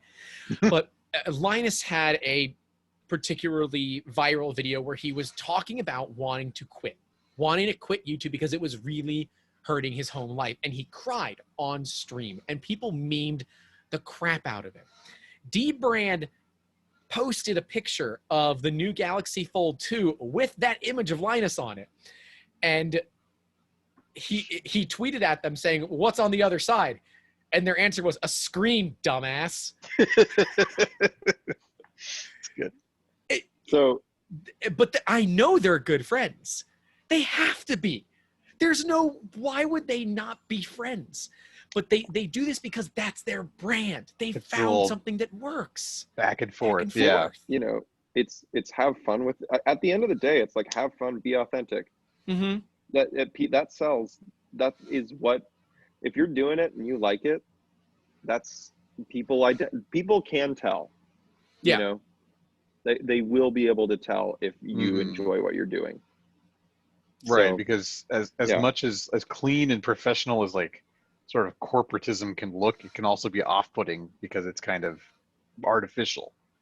Oh yeah, you don't want to be too scripted, and people are specifically trying to be less scripted, and corporate everything is trying to be less scripted because that's what's reaching consumers, because people have burnout of all of that shit. Yeah, it's like we already have to do that, all of us, pretty much at our daily lives. And you're fighting against this crazy media ocean that is already hard to just even put yourself into. But if you know who your audience is and who you want them to be, like, and all of this just to say, like, you should change that typeface. I know it's been a big journey, but this is good though, because people need to hear this. Yeah. I need to hear this. Tad needs to hear this. We need to hear this, because there are some big do's and don'ts. Just because I like that typeface, because I like Art Deco, does not mean that it grossly represents who we are and what we do as a company. Now, I guess if it hasn't been clear up until now, I've made these. This is something that I've done personally. The idea of the podcast came about because Tad and I talk all the time, whether we're just talking about life or we're talking about customers or business or that kind of thing. We just talk. We're like, we should record this and we should talk about what we're doing. We should create an education platform. Share the love. Right. Share the love. Not too much, because the first one's free. The second one's going to cost you. Keep an eye out for that. LTTstore.com. I don't know. But we need to help our fellow humans, because clearly that's not occurring enough right now. Everyone is, especially with the political climate that we're in, it's a lot of us versus them. And if you're not with us, you're one of them. You can't be somewhere in the middle. You're either all for one person or you're all for somebody else. And that it might as well be different species of humans, the way that people interact. And we say to hell with that. Yeah. Because we believe that everybody deserves an opportunity to learn. Everybody deserves an opportunity to get better, to have a chance, right? Eminem, one shot, mom's spaghetti, and all that. But you need to be willing to say, I am worth investing. You need to understand that this kind of stuff doesn't come cheap. Yeah. I'll be curious if it's a number that I'm willing to share when we've all said and done of rebranding, making awesome. I think it would be helpful for us to share it. Just as an illustrative example. Right. Yeah. Right. And I think we should do maybe a couple of podcasts with Thomas, where we're going through the branding. We just do a whole branding series. Yeah. Because a lot of people out there have branding. A lot of them suck. Very similar to Making Awesome. And we didn't even get to the picture that we used. We're just talking about the typeface. Yeah. I look at it and said, yeah, no, it's cool. And I think I told Tad when I was making it, I don't really care. I just want something that looks okay. It just needs to be a placeholder, because I don't want the thumbnail on YouTube and the image that you see on Spotify to be different every time. It needs to be something consistent. Mm-hmm. And that's why we did it. That is the only reason that we did it. Well, and it's also a 3D printed object, so that helps. Yes. Yeah. This is a concrete 3D print with a crazy bokeh, right? The focal point's like right here, and it's already out of focus all the way here. This image is from Upper Unsplash. Yeah. And the photographer has a lot of great images, and we've actually used a couple of them on our website. And I even shot the guy an email and personally thanked him, asked if I could tip him or something. So I'm hoping to hear back, because, there's not a lot of great 3D printing photos out there, which might be something cool for us to do. Put our logo in the background, because even though if we give it away for free, got to have that branding. And this all is important. It is. And people don't realize it. I'm not at the point where I'm married to anything that you see on your screen if you're watching us, right? I'm not married to the typeface. I'm not even married to the 3D printed concrete image. I'm not married to any of it. I'm married to the name.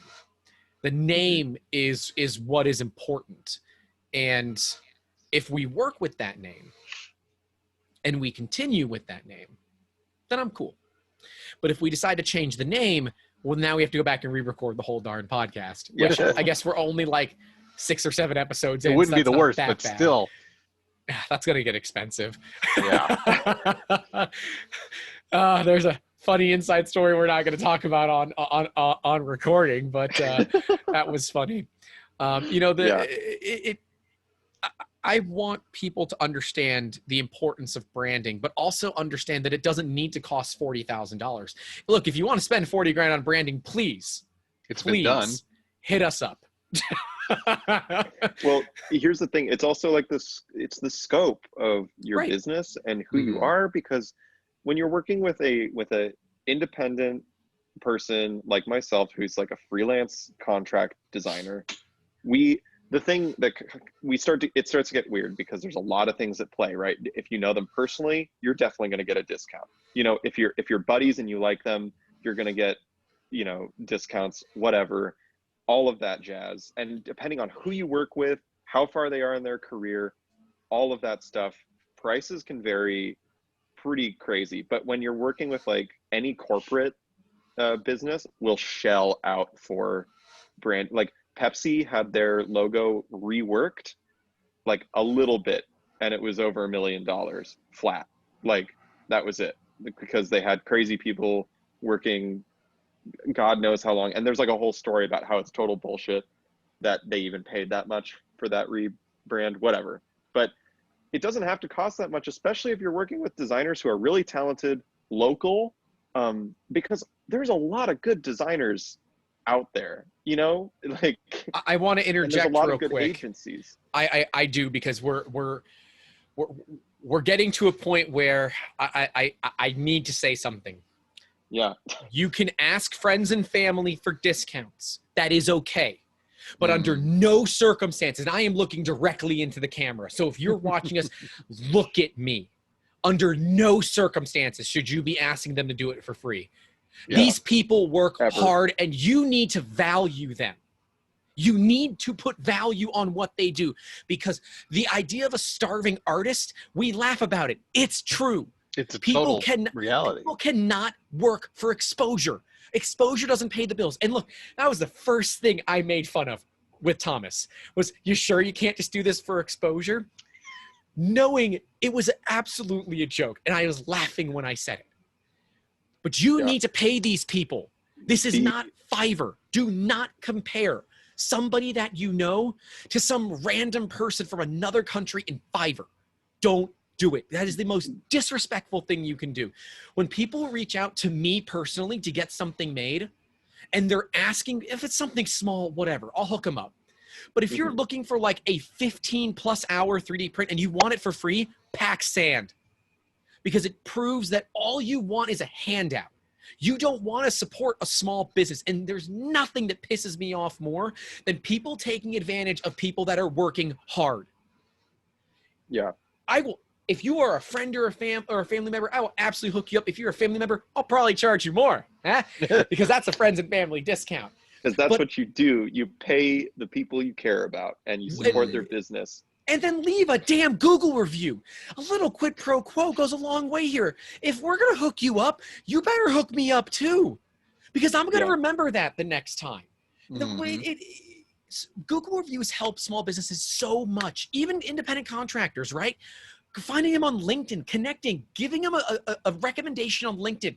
That kind of stuff goes a long way for them to get noticed. I'm sorry. I'm getting really deep into this, but it upsets me. It upsets me so much. It's not fair. You're right. The and here's a really, really crazy cool thing that I was told by my painting teacher. I believe my painting teacher in high school that told me this.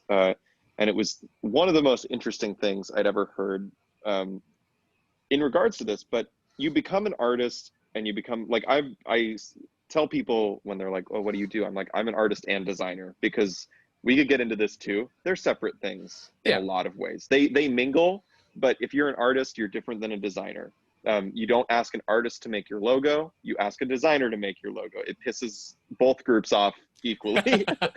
But the thing is, like you said, like starving artists exist, but there's a reason for that. It's because there's been a precedent set by society that's something that exists. Because and it's acceptable. My professor told me that there are no starving artists. There are only stupid ones, and those are the artists that don't ask full price. They're the artists that don't run their business with the intent of like, oh, I bought this much paint to paint this painting.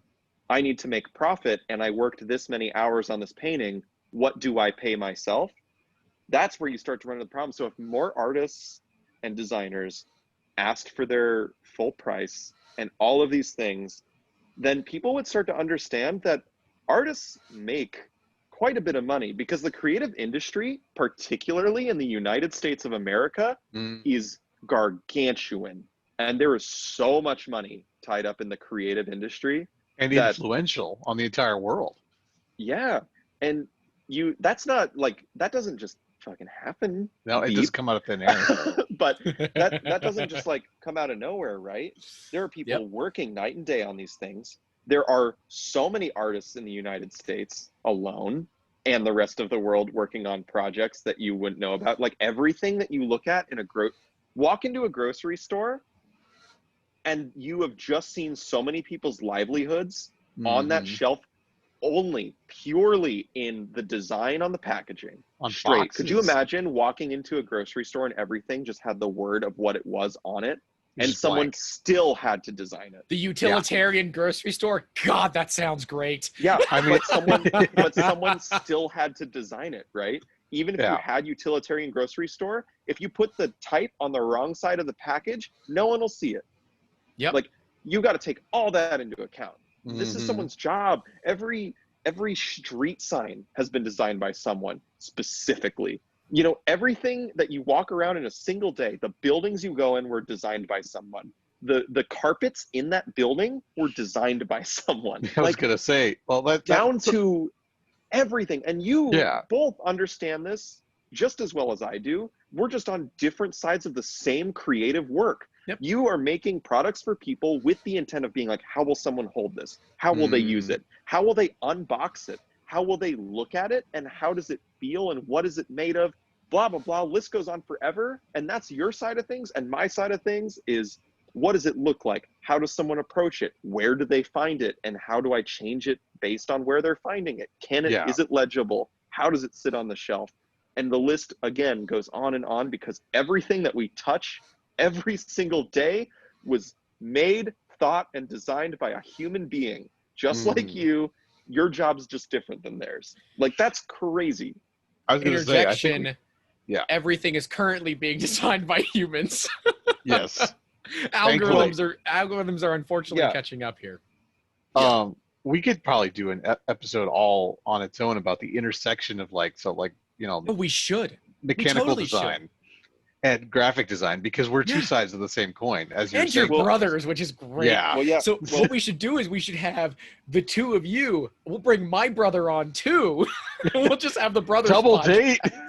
Well, yeah, That's weird. That is weird. The more I talked to Tad when we were in school and he was doing engineering at the same time that I was doing graphic design, I've always told people this. There's this weird divide that people have for some artificial reason divide. They've driven this divide between engineers and art and design.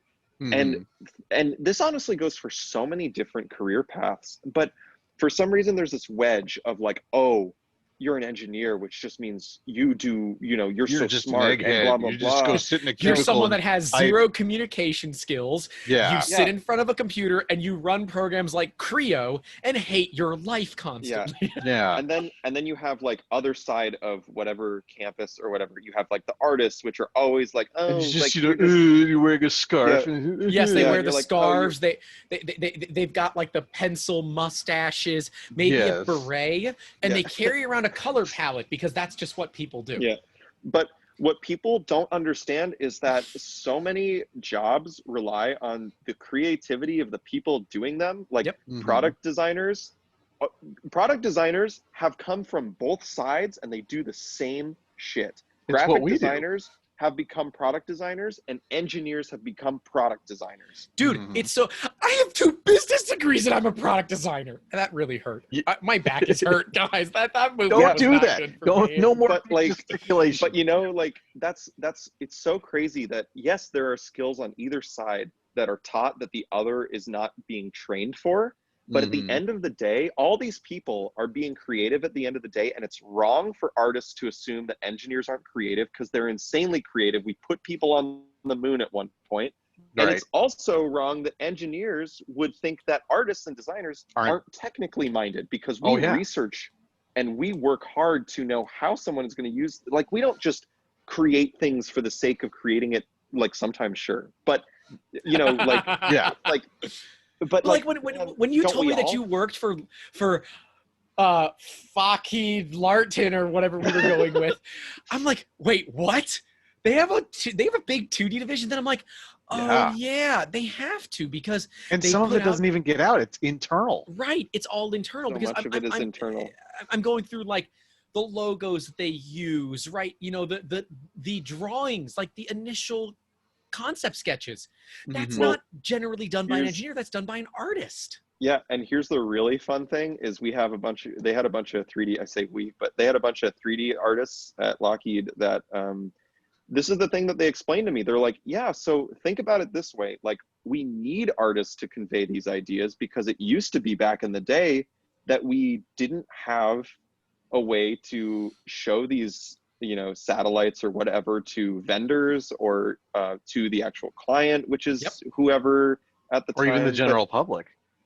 But also think about this. These guys are shooting stuff into space, a lot of the time satellites. So if you're going to be demonstrating how the satellite is going to work, even at a very technical level, you want it to look good, and it needs to be in space. And if you're going to film something in space, you now need to launch a second satellite with a camera on it to then be able to operate and film said other object in space, which is just way over budget. So we just fake it. Wait, we can't stick a selfie stick onto a satellite? Come I on, this mean, is bullshit. Well, could you? Well, the Could one you? rover has but one, would it but look? But would it look as good as something that was 3D rendered and pumped out, showing all the technicalities of an object? And Oh, hell the no. way that an artist can do it, because they're Mhm. trained to visually communicate ideas. So even if an engineer is like, oh, hey, I know what my thing does, and we need to show that it does it, they won't show it as well as an artist will, because they know how to convey that idea quickly and concisely to a consumer, because they were able to learn what it does from the engineer and well, you'll get the 3D translate it. model from them anyway. And just Exactly. So press like, it up. yeah, and you dress it up, make it look good, and show exactly what needs to be shown, why to sell product, or what, you know, Mhm. all of these things. So it's like, Yeah. yeah, you know, everyone has artists working for them everywhere. People just don't You just think don't think about the about it. Yeah, little things. Yeah. Yeah. literally, Well, you don't.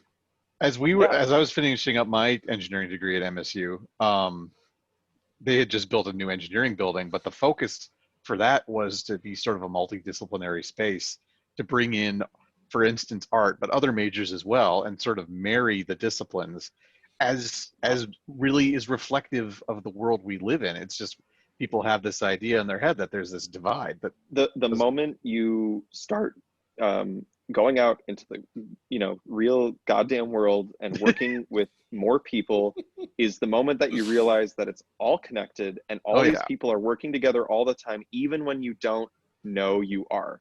And most of You them know? suck. And there's only a few of them that are good. But like, that's a, you know, that's the thing. Like, I feel like there's some quotes about, you know, the people, I feel like people have an inherent like want and desire to create, Mhm. and that's all that we're doing, right? You know, we're all doing the same thing different ways. We all Mhm. want to make something, and we're making it for each other all the time.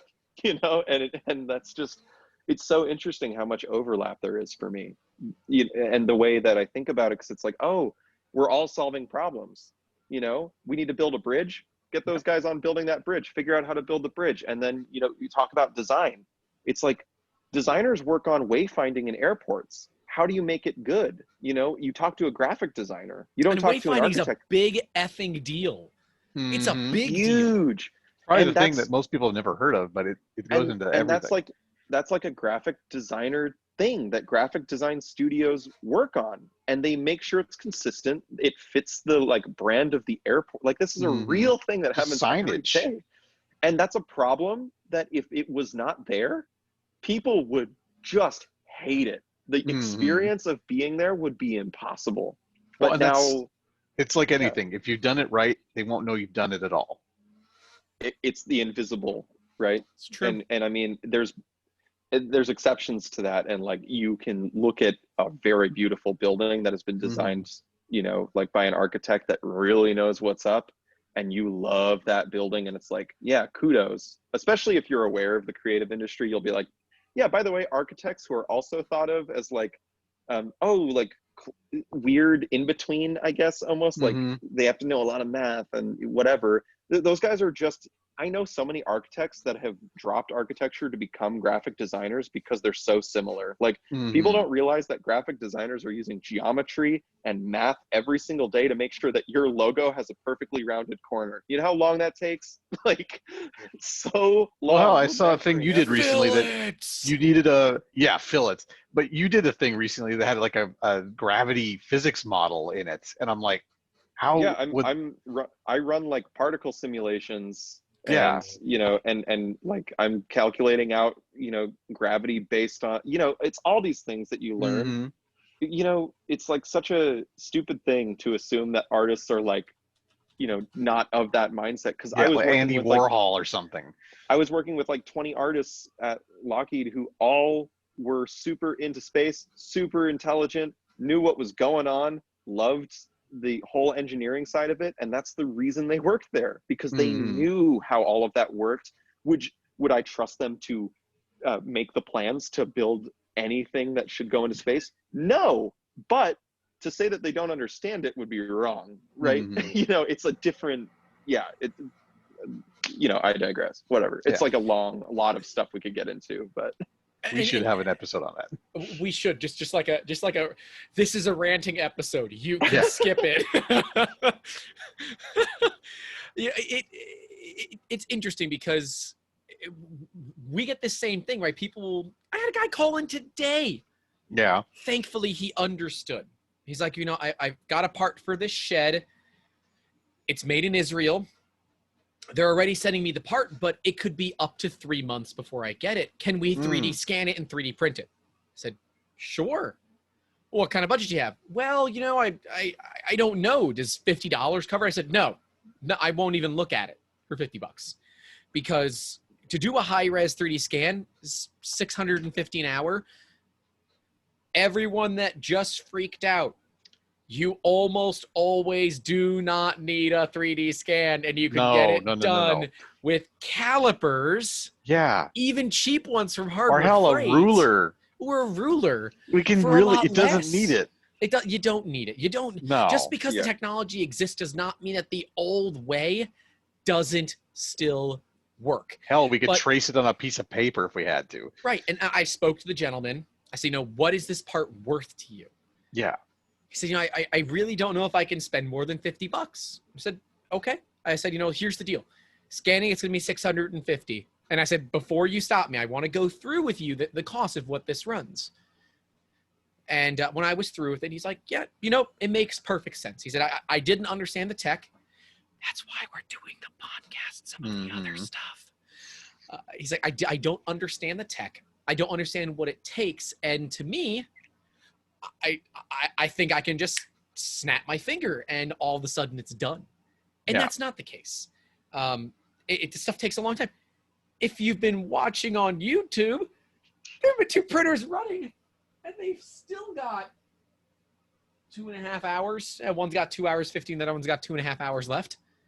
They're making the same part, by the way. If anyone hasn't figured that out yet, they're making the exact same thing. And there are some hints in the background as to what they're making, but I'm not going to give them away because I like to be a jerk, and I'm going to only tell you well over an hour into the podcast is killing me. that there's an Easter egg that nobody's going to notice. I'll tell you guys when we're done recording. But nice. Okay, good. Thank you. But it's frustrating because we get these calls and people don't understand what this time is worth. Say, well, that's just too expensive. I can have someone do it for less. Okay. Oh, please do. As soon as they say that, I'm like, okay, good luck. Let us know when you have a problem. They always have a problem. Always. They always come back. They always come back. Yeah. But yeah, I mean, it's the same of just not understanding what people's time is worth a lot of the time too. And like I've sticker shocked people before, and then the thing is, I just don't do business with them because it's not. I don't have time for people to not pay me, right? Like, a simple cartoon drawing of this couple that I was going to do a while ago. There's no way they'll ever watch this. I doubt they'll. And it's not even like shade on them because. If people's They comfort level is what it is. they wanted a custom illustration in like kind of a cartoon style of the both of them for like a birthday or something.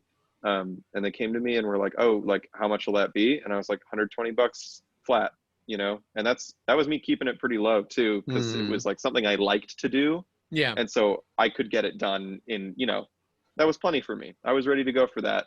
And they were like, "Whoa, that's so expensive." And I'm like, "Well, no, it's not. You just don't buy art that often, especially custom art." We worked with a customer that we were doing custom art for. Every part about this was 100% custom and involved actual bronze casting. And they will probably never listen to this either, but based on everything that I knew about them, based on the home that they lived in that I only knew about well after we had already started doing business, finances were the least of their concern. And they were so bothersome and picky about dumb things that we were to de-age somebody, which if you don't understand what that takes, think about what it's going to cost at a plastic surgeon to get it done, and then decide how much it's going to take to get it done digitally. Yeah, this is like it is big, not cheap. I mean, think about like all the movies that have de-aging tech. I can't even imagine how many $1 million that cost per actor. Just a good time at the dermatologist for some Botox. Yeah, You're looking at multiple thousands of dollars. How lip plumping is right around $200 to $300 per session, and it needs to be done every few months. I mean, so that's a few grand a year to get gross Kardashian lips. Yeah, I'll throw shade at the Kardashians. I don't care. But like, we were providing the museum quality art. And I honestly don't think we I think we lost a lot of money on that project. But we had never ventured into that industry. And when I fielded, we were initially going to charge $15,000 for it. She said, absolutely no way. It needs to cost around this price. I didn't know any better. And I think I got fooled. That's okay. You live and you learn, right? If you don't lose really bad on a job, you're never going to learn how to do it the right way the next time.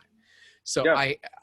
There's no hard feelings, but it did kind of suck, right? It was a lot of work. Now, we got to do a lot of really cool things that we wouldn't have been able to do otherwise, but it was one of those instances of, never going to do that again. Not the same way. Well, no. The thing about that is I've taken jobs before that I would consider a loss. And sometimes I've even taken them at the beginning knowing they would be some kind of loss. But there is an amount that's worth learning new skills, working with certain clients, and establishing relationships that is worth spending or taking that loss, because it's actually a long-term investment in that person or in that skill. And you got to look at it from both sides of the fence, right? You have to look at it from the perspective of a business. So, let's say I'm the business and you want to do business with me. If it's a new industry, I might say, hell yeah, let's do it, knowing that if we break even, we'll be lucky. But as like an inventor or a business, you might go with a company like 3D Musketeers. We're not going to be the cheapest on the block, but if we can provide a full solution, 100%, that's logo, artwork, branding, 3D modeling, patent drawings, 3D printing, and production all under one roof, and you only have to deal with a couple of morons. It's better than dealing with... At least 2 of the 3 are on the podcast right now. That's huge. Otherwise, you got to put in the effort to deal with a whole new company of morons for every piece of it, which just sounds exhausting. I'm getting tired thinking about it. It's got nothing to do with the fact that it's 12:30. Yeah, but that's like and that comes all the way back around to like, if this is kind of like, I'll always preach this to people that are starting as creatives or getting into the creative industry in any capacity. It's like, as long as you're getting paid something, you're forcing yourself to also understand that your time is worth something. So start if you feel comfortable starting small, at least charge something. Never do it for free, ever. Yep. Just do not devalue. Well, don't undervalue your time. Yeah. Even if it's $10 an hour, don't undervalue your time. I've done projects I used to work like $10 an hour for like the school doing design stuff, but that was fine because I was getting paid for it, and I made it a point, even as a student, I did not take unpaid work, and it was offered to me, and no, it's not worth my time to take unpaid work. That's how like interns get abused. I already do unpaid work for school, like as school projects. Yeah. That's me paying. Yeah, I was going to say, you're paying to be made to work. So I already pay to do work every day. Everything else is worth my time to be paid to do said work. So, any amount you need to start at something just to make sure that you are giving yourself the confidence to do it. Like when I started as a freelancer, I was drawing dogs, $20 a dog portrait or cat or whatever pet you want. And that was enough to make me be like, oh, I can literally draw animals and people will pay me for it. Huge confidence boost. It was already like, oh my God, I am a viable business person. I can do this and go buy groceries with the money that I made from drawing this person's grandma's dog. Isn't it a great feeling when you can take money that you've made from a project that you put time into and actually put it toward paying a bill, food on the table, significant other out to dinner, parents out to dinner, giving your favorite animal an extra toy or a treat, right? I work hard so my cat can have a good life. That's the deal.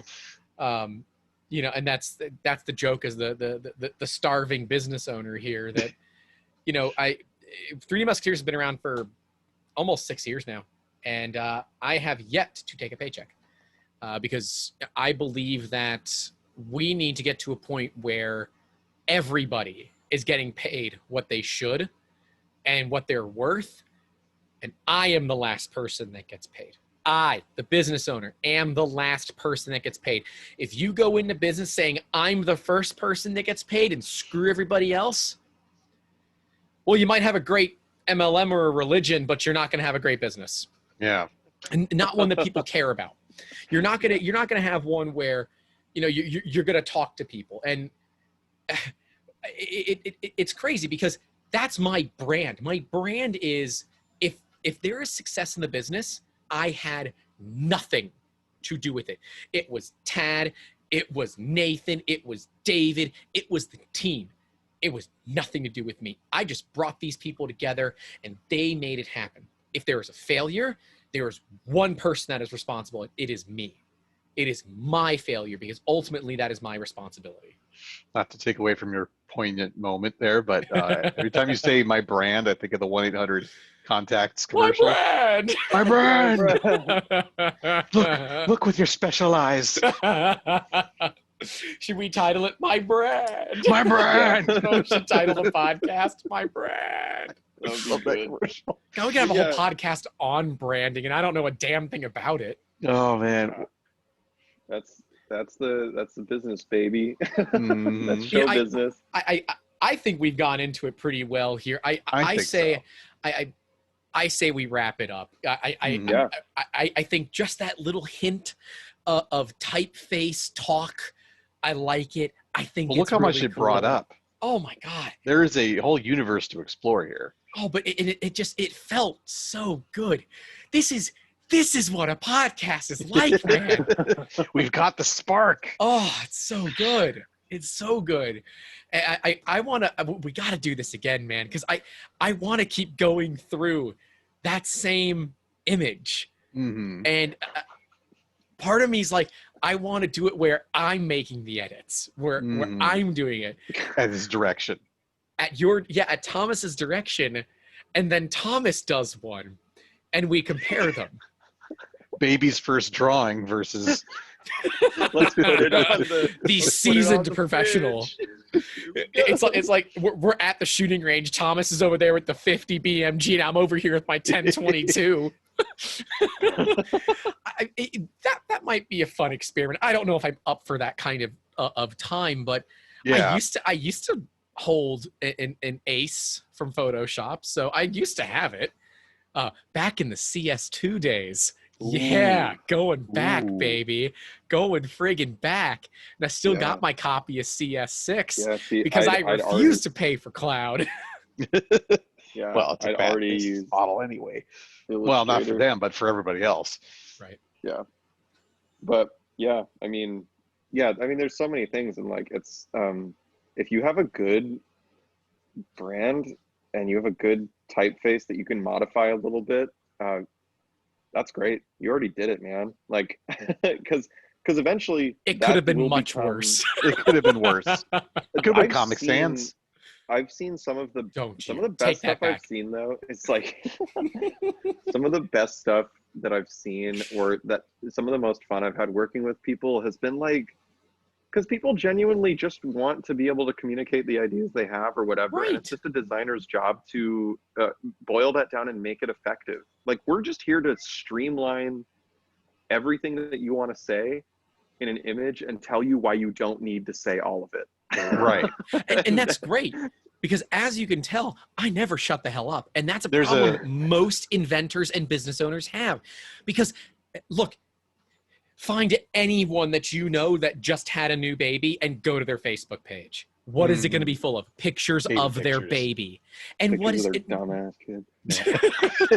Human raisins. and what that's disgusting. And what is a invention or a business other than a baby? It needs as much, if not more, attention. They need to be burped and have their diaper changed constantly. We got to get the shit out of here all Nothing- the time. Nothing emerges fully formed like And- Athena from Zeus's forehead. Right. Right. And that's but There's growth. Mythology that's what's reference. amazing about, like, there's like a man, and I think the thing that people also get really hung up on is like, it's also this idea of like, I make a logo today for blank business. Like, let's use we can use Making Awesome, for example. I make a logo, I choose typefaces and colors for it. That's not forever, because you can change that whenever the Yeah, hell nothing you is want. set in stone. Nothing's set in stone. So if it really doesn't feel right, you go back, you pay whatever to just change something really quick, or get a consultation from someone for even just as something as simple as color or typeface. And that can change. Like, I think brands should breathe. They need to adapt, because the world isn't going to stay the same for very long. And you see some companies that over the years, their logos or their branding in general has changed. And sometimes it's Coca-Cola? good. And Apple, have you seen Apple's first logo? It's I don't know if I ever have. it's a wood block print of a man sitting under, I think it's like Newton. Yeah. Yeah, sitting under a tree. It's a wood block print with Oh my Apple God, you're computers right. in a script font over the top. I believe it's like on a little banner, and that is their first logo. And it worked for them just There then. it is. Yeah. Yeah. That's it. And so Jeez. that was their first logo. Looks like But- something out of the 1800s. and then they came up with, but that was also what you could do then, because back Right. then logos a lot of the time, this is a really good example of an early American logo. Yeah, there's their logo. The Apple logo is almost a perfect example of like early Coca-Cola was similar. Early on, like any food brand was similar, like Cracker Jack early on was simple. Even like almost anything had this like look to it. And they were much more like, I guess they were much more decorative. You can see it in that, like, Kind of there frilly. you go. Yeah.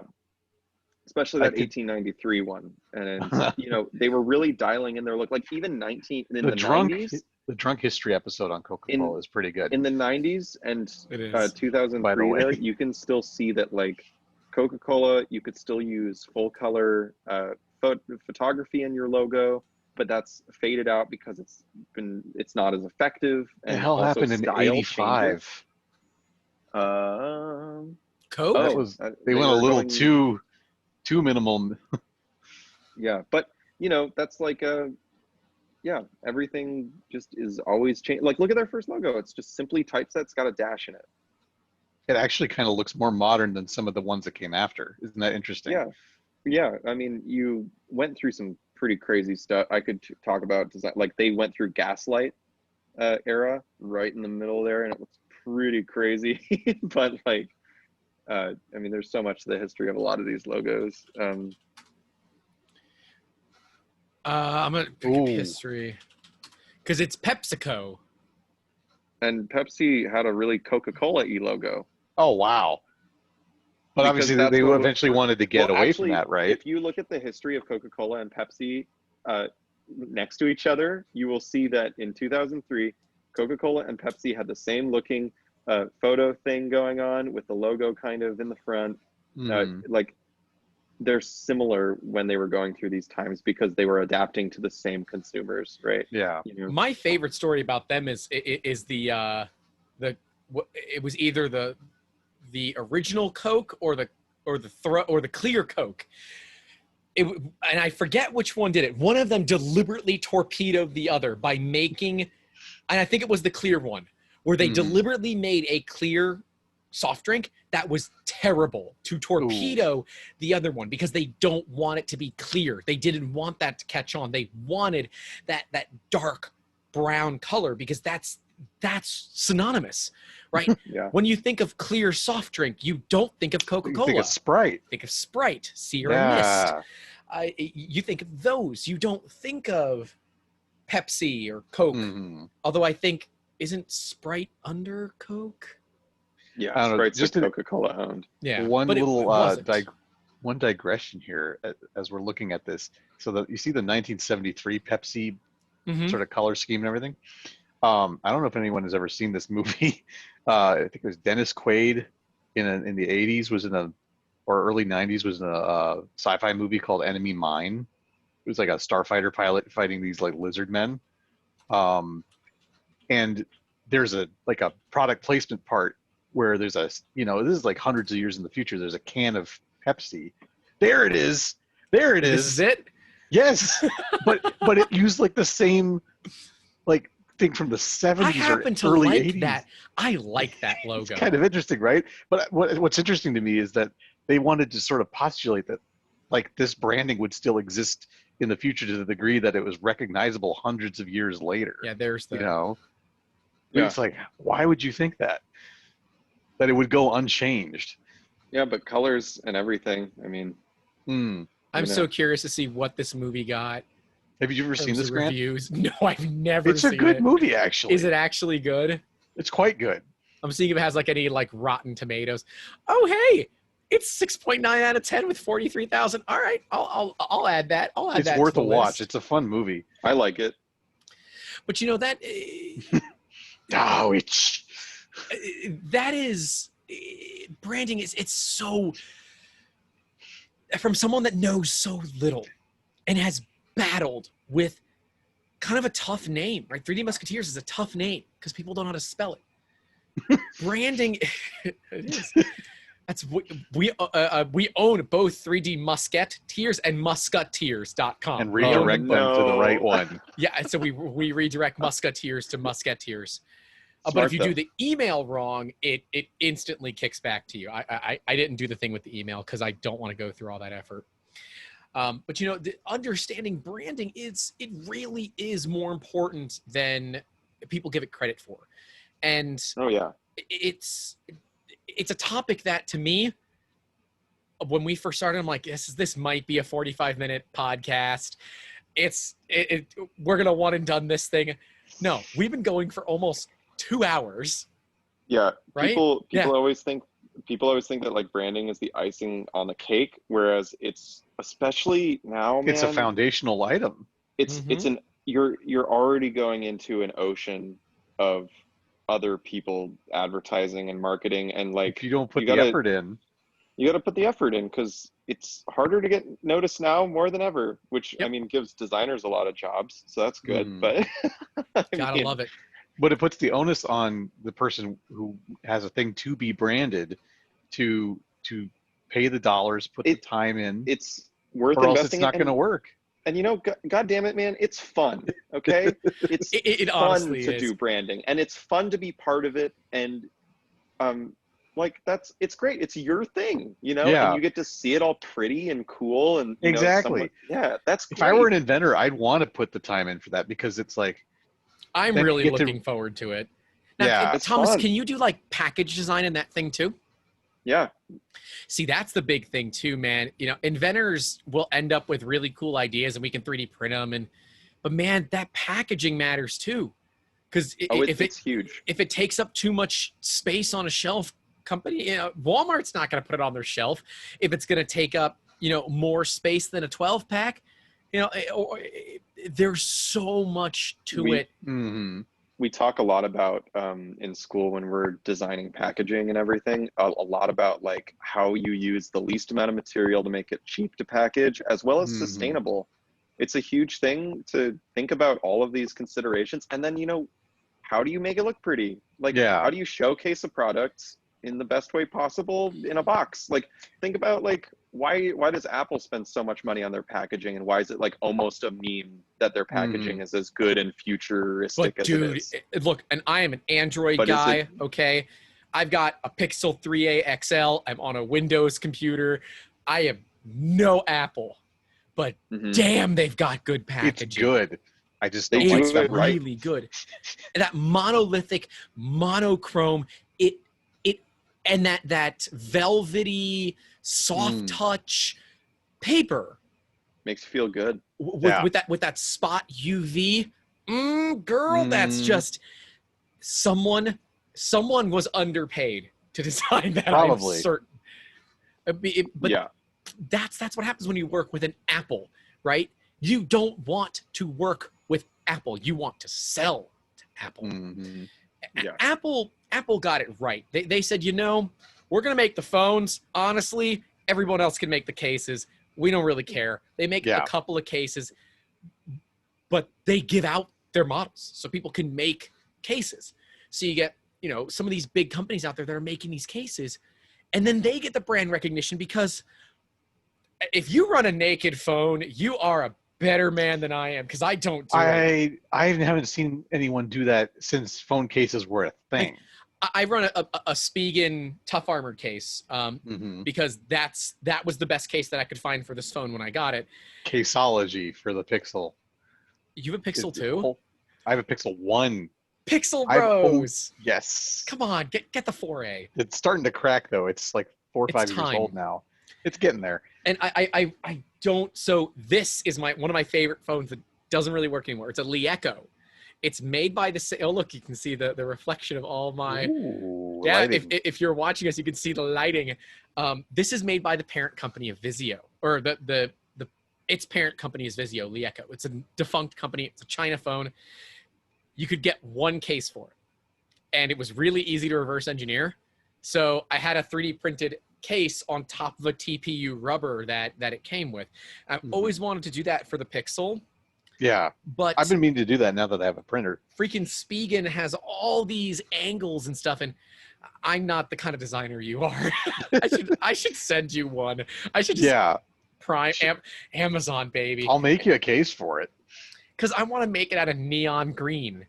Because because cell phone accessories, Apple Watch, ear pods, Thomas. I'm literally sitting here on my MacBook Pro with my iPhone and my iPad with my AirPods. And if you asked me like 3 years ago, if I used Apple products, I would tell you I didn't use a single one. But they're really good for designers. They are. I got onto their ecosystem for design, and suddenly I needed my phone to be that, because now I can take a photo. I can seamlessly airdrop it onto my Mac and work on it for whatever reason. And then I can throw something onto my iPad and draw it, and then put it onto my computer. I can use my iPad as a second monitor wirelessly with my computer if I wanted to. And my AirPods switch from any device I want. Like, all of it integrates. So like I told Tad I got on his Wi-Fi when I first got here, put the Wi-Fi password on my phone, and suddenly my Mac and my iPad already had the Wi-Fi on them. Just like, and I'm like, wow, that's good. Android touts being so much better, so much this. Well, it's more open source. It is. Yeah, because Apple is sort of a walled garden. Yeah, and see, I'm also not I think I have a PC at home, like, because I have other things that I need to do. Like, I don't do 3D modeling on my Mac at all because it doesn't really handle it. Like, I do some Blender stuff, but otherwise it really just has a hard time. But that's not what it's for, you know? That's not what I'm using it for. And I love my PC, and I love to shit on Apple because they are far too expensive. They are. And a lot of the time what you're paying for is like the look. Which one was the phone that bent when you put it in your pocket? Which was I don't know, a couple like fucking iPhones all of ago? them. Like every single one. Yeah. But you know, it's like, I use it for like, I knew that I was paying for convenience, but it also makes it so that my workflow is fast. And that's a big deal. Time is money. And if you can save 2 minutes every single time you need to do something, that pays for itself very quickly. Efficiency matters. That's why we offer what we do at 3D Musketeers, because we decrease that time that it takes to go from art to part. And now we can do the art for the part. So you used that slogan before? Did you just come up with that now? What, art to part? So. No, he didn't use that before. I use art to part all the time. Oh, you do? Okay, because art to part, that's great. That's a good one. That's nice. And it's interesting you brought up packaging earlier, because we do packaging, you and I, Grant, and Thomas, you and I are probably going to end up working on that a lot together, because it's sort of a perfect intersection of our respective crafts. It is. It is. And the fact that you guys happen to be blood relatives helps a lot too, because you understand how to work with each other. And building a team is so important. And I will scream that to the heavens as well. Build a team that you like. It doesn't matter if they're expensive. If they're good and they jive, that's what matters. People can learn anything if they care. They can't learn to get along if they don't get along. It won't happen. I have walked into multiple jobs not knowing how to do certain skills that I most likely should have known, and they probably assumed that I had known them. and I picked them up quick. You know, it's because I wanted to be there and I wanted to do that work. And so, like, I went to Lockheed with animation experience, but not in After Effects really, and not with a bunch of things that I ended up learning there out of necessity for learning it. And I did a great job. You know, like, stuff came out good and I learned a lot. People can really learn all of those skills on the job. Like, and that's where you're going to learn the most. Like, design school taught me design theory, which I'm thankful for. It taught me design history, which I've actually demonstrated a lot of today, which is really cool that I still remember that. Cool. Took us into well, I mean, what a cool learning lesson about, you know, the German type fonts. It's interesting. Now, will our viewers and listeners enjoy it? Who the hell knows? Maybe. I don't know. Do we care? But absolutely not. This is education. No. If they don't like it, they'll go listen to another one, or they'll stop listening. You know, they're either going to like us or not. And if by this episode, if they haven't decided whether they like Tad and I don't know if they're going to keep going. But yeah, I mean, like, you know, that's a great point. I think people can always learn how to do something, you know, again, people who you like 100%. And yeah, I mean, you'd have to be pretty abysmal at something to not like, as long as you got the foundations. Like, what I was saying is, like, design give school a damn taught me training. A lot of foundations. Yeah. Like, I learned a lot of foundations in design and art school that were really important, that I still use today, and that were, like, ingrained in me, you know, like, beaten into my head. But all the technical skills that I ever learned that came to, like, learning shortcuts on the computer to make me faster, or learn how to use this program to get this result, or do this, do that, was all because I had a problem that needed to be solved, and it wasn't for school, it was for work. And they never told me in school how to, use every tool that Yeah. I might need eventually in Illustrator. No way. No way did they do that. Necessity I is the learned mother of those- invention. It No, I truly learned is. those because I had to figure it out to do a certain project. That's not what's taught to you in school. You're taught that you need to rely on others in school for community. You learn how to network in school, and you learn theory, which is important, and I loved going to school, and I think it was valuable, but It's better you to be learn paid. you learn everything on the job, Yeah. and can also learn everything on the job when it comes down to it. I love it. And I hate to cut everyone, but we are definitely over 2 It's hours long. at this point. Yeah. This is This is a longest long one. podcast, and it is late for me. It's getting late for you guys. Let's cut it here. Yep. Let's Good. outro. Let's It's been a good outro one. this mofo. This has been honestly one of the most fun podcasts we've ever done. We tangented, but I think that we really got a lot of great information in there. I hope that our listeners and watchers really did enjoy it. If you guys want to reach out to Thomas, We'll we have should his have details. we should. We'll put But stuff see- down there. If we can make an agreement with him, then you'll just have ours, and you can reach Exactly. him through 3D It'll be- Musketeers. The whole package. Yeah, and then because we are going to have Thomas rebrand this podcast, and we're going to have him look at helping us brand properly into the future. And this is all part of a learning experience, not just for all of you, but for us as well. And it's going to be fun. We're going to bring you along for this journey. I'm really excited to share this with you. I know Tad is too, and I'm sure Thomas is, because something tells me you don't get to talk about this very much, especially like this, because It's been a while. Yeah. finding people that are so passionate about what they do is just amazing, and I love everything about it. And it makes for good content. So everyone out there, stay safe, socially distance, wear those masks if you're in groups of people, and always keep making awesome. I'm Grant. That's Tad.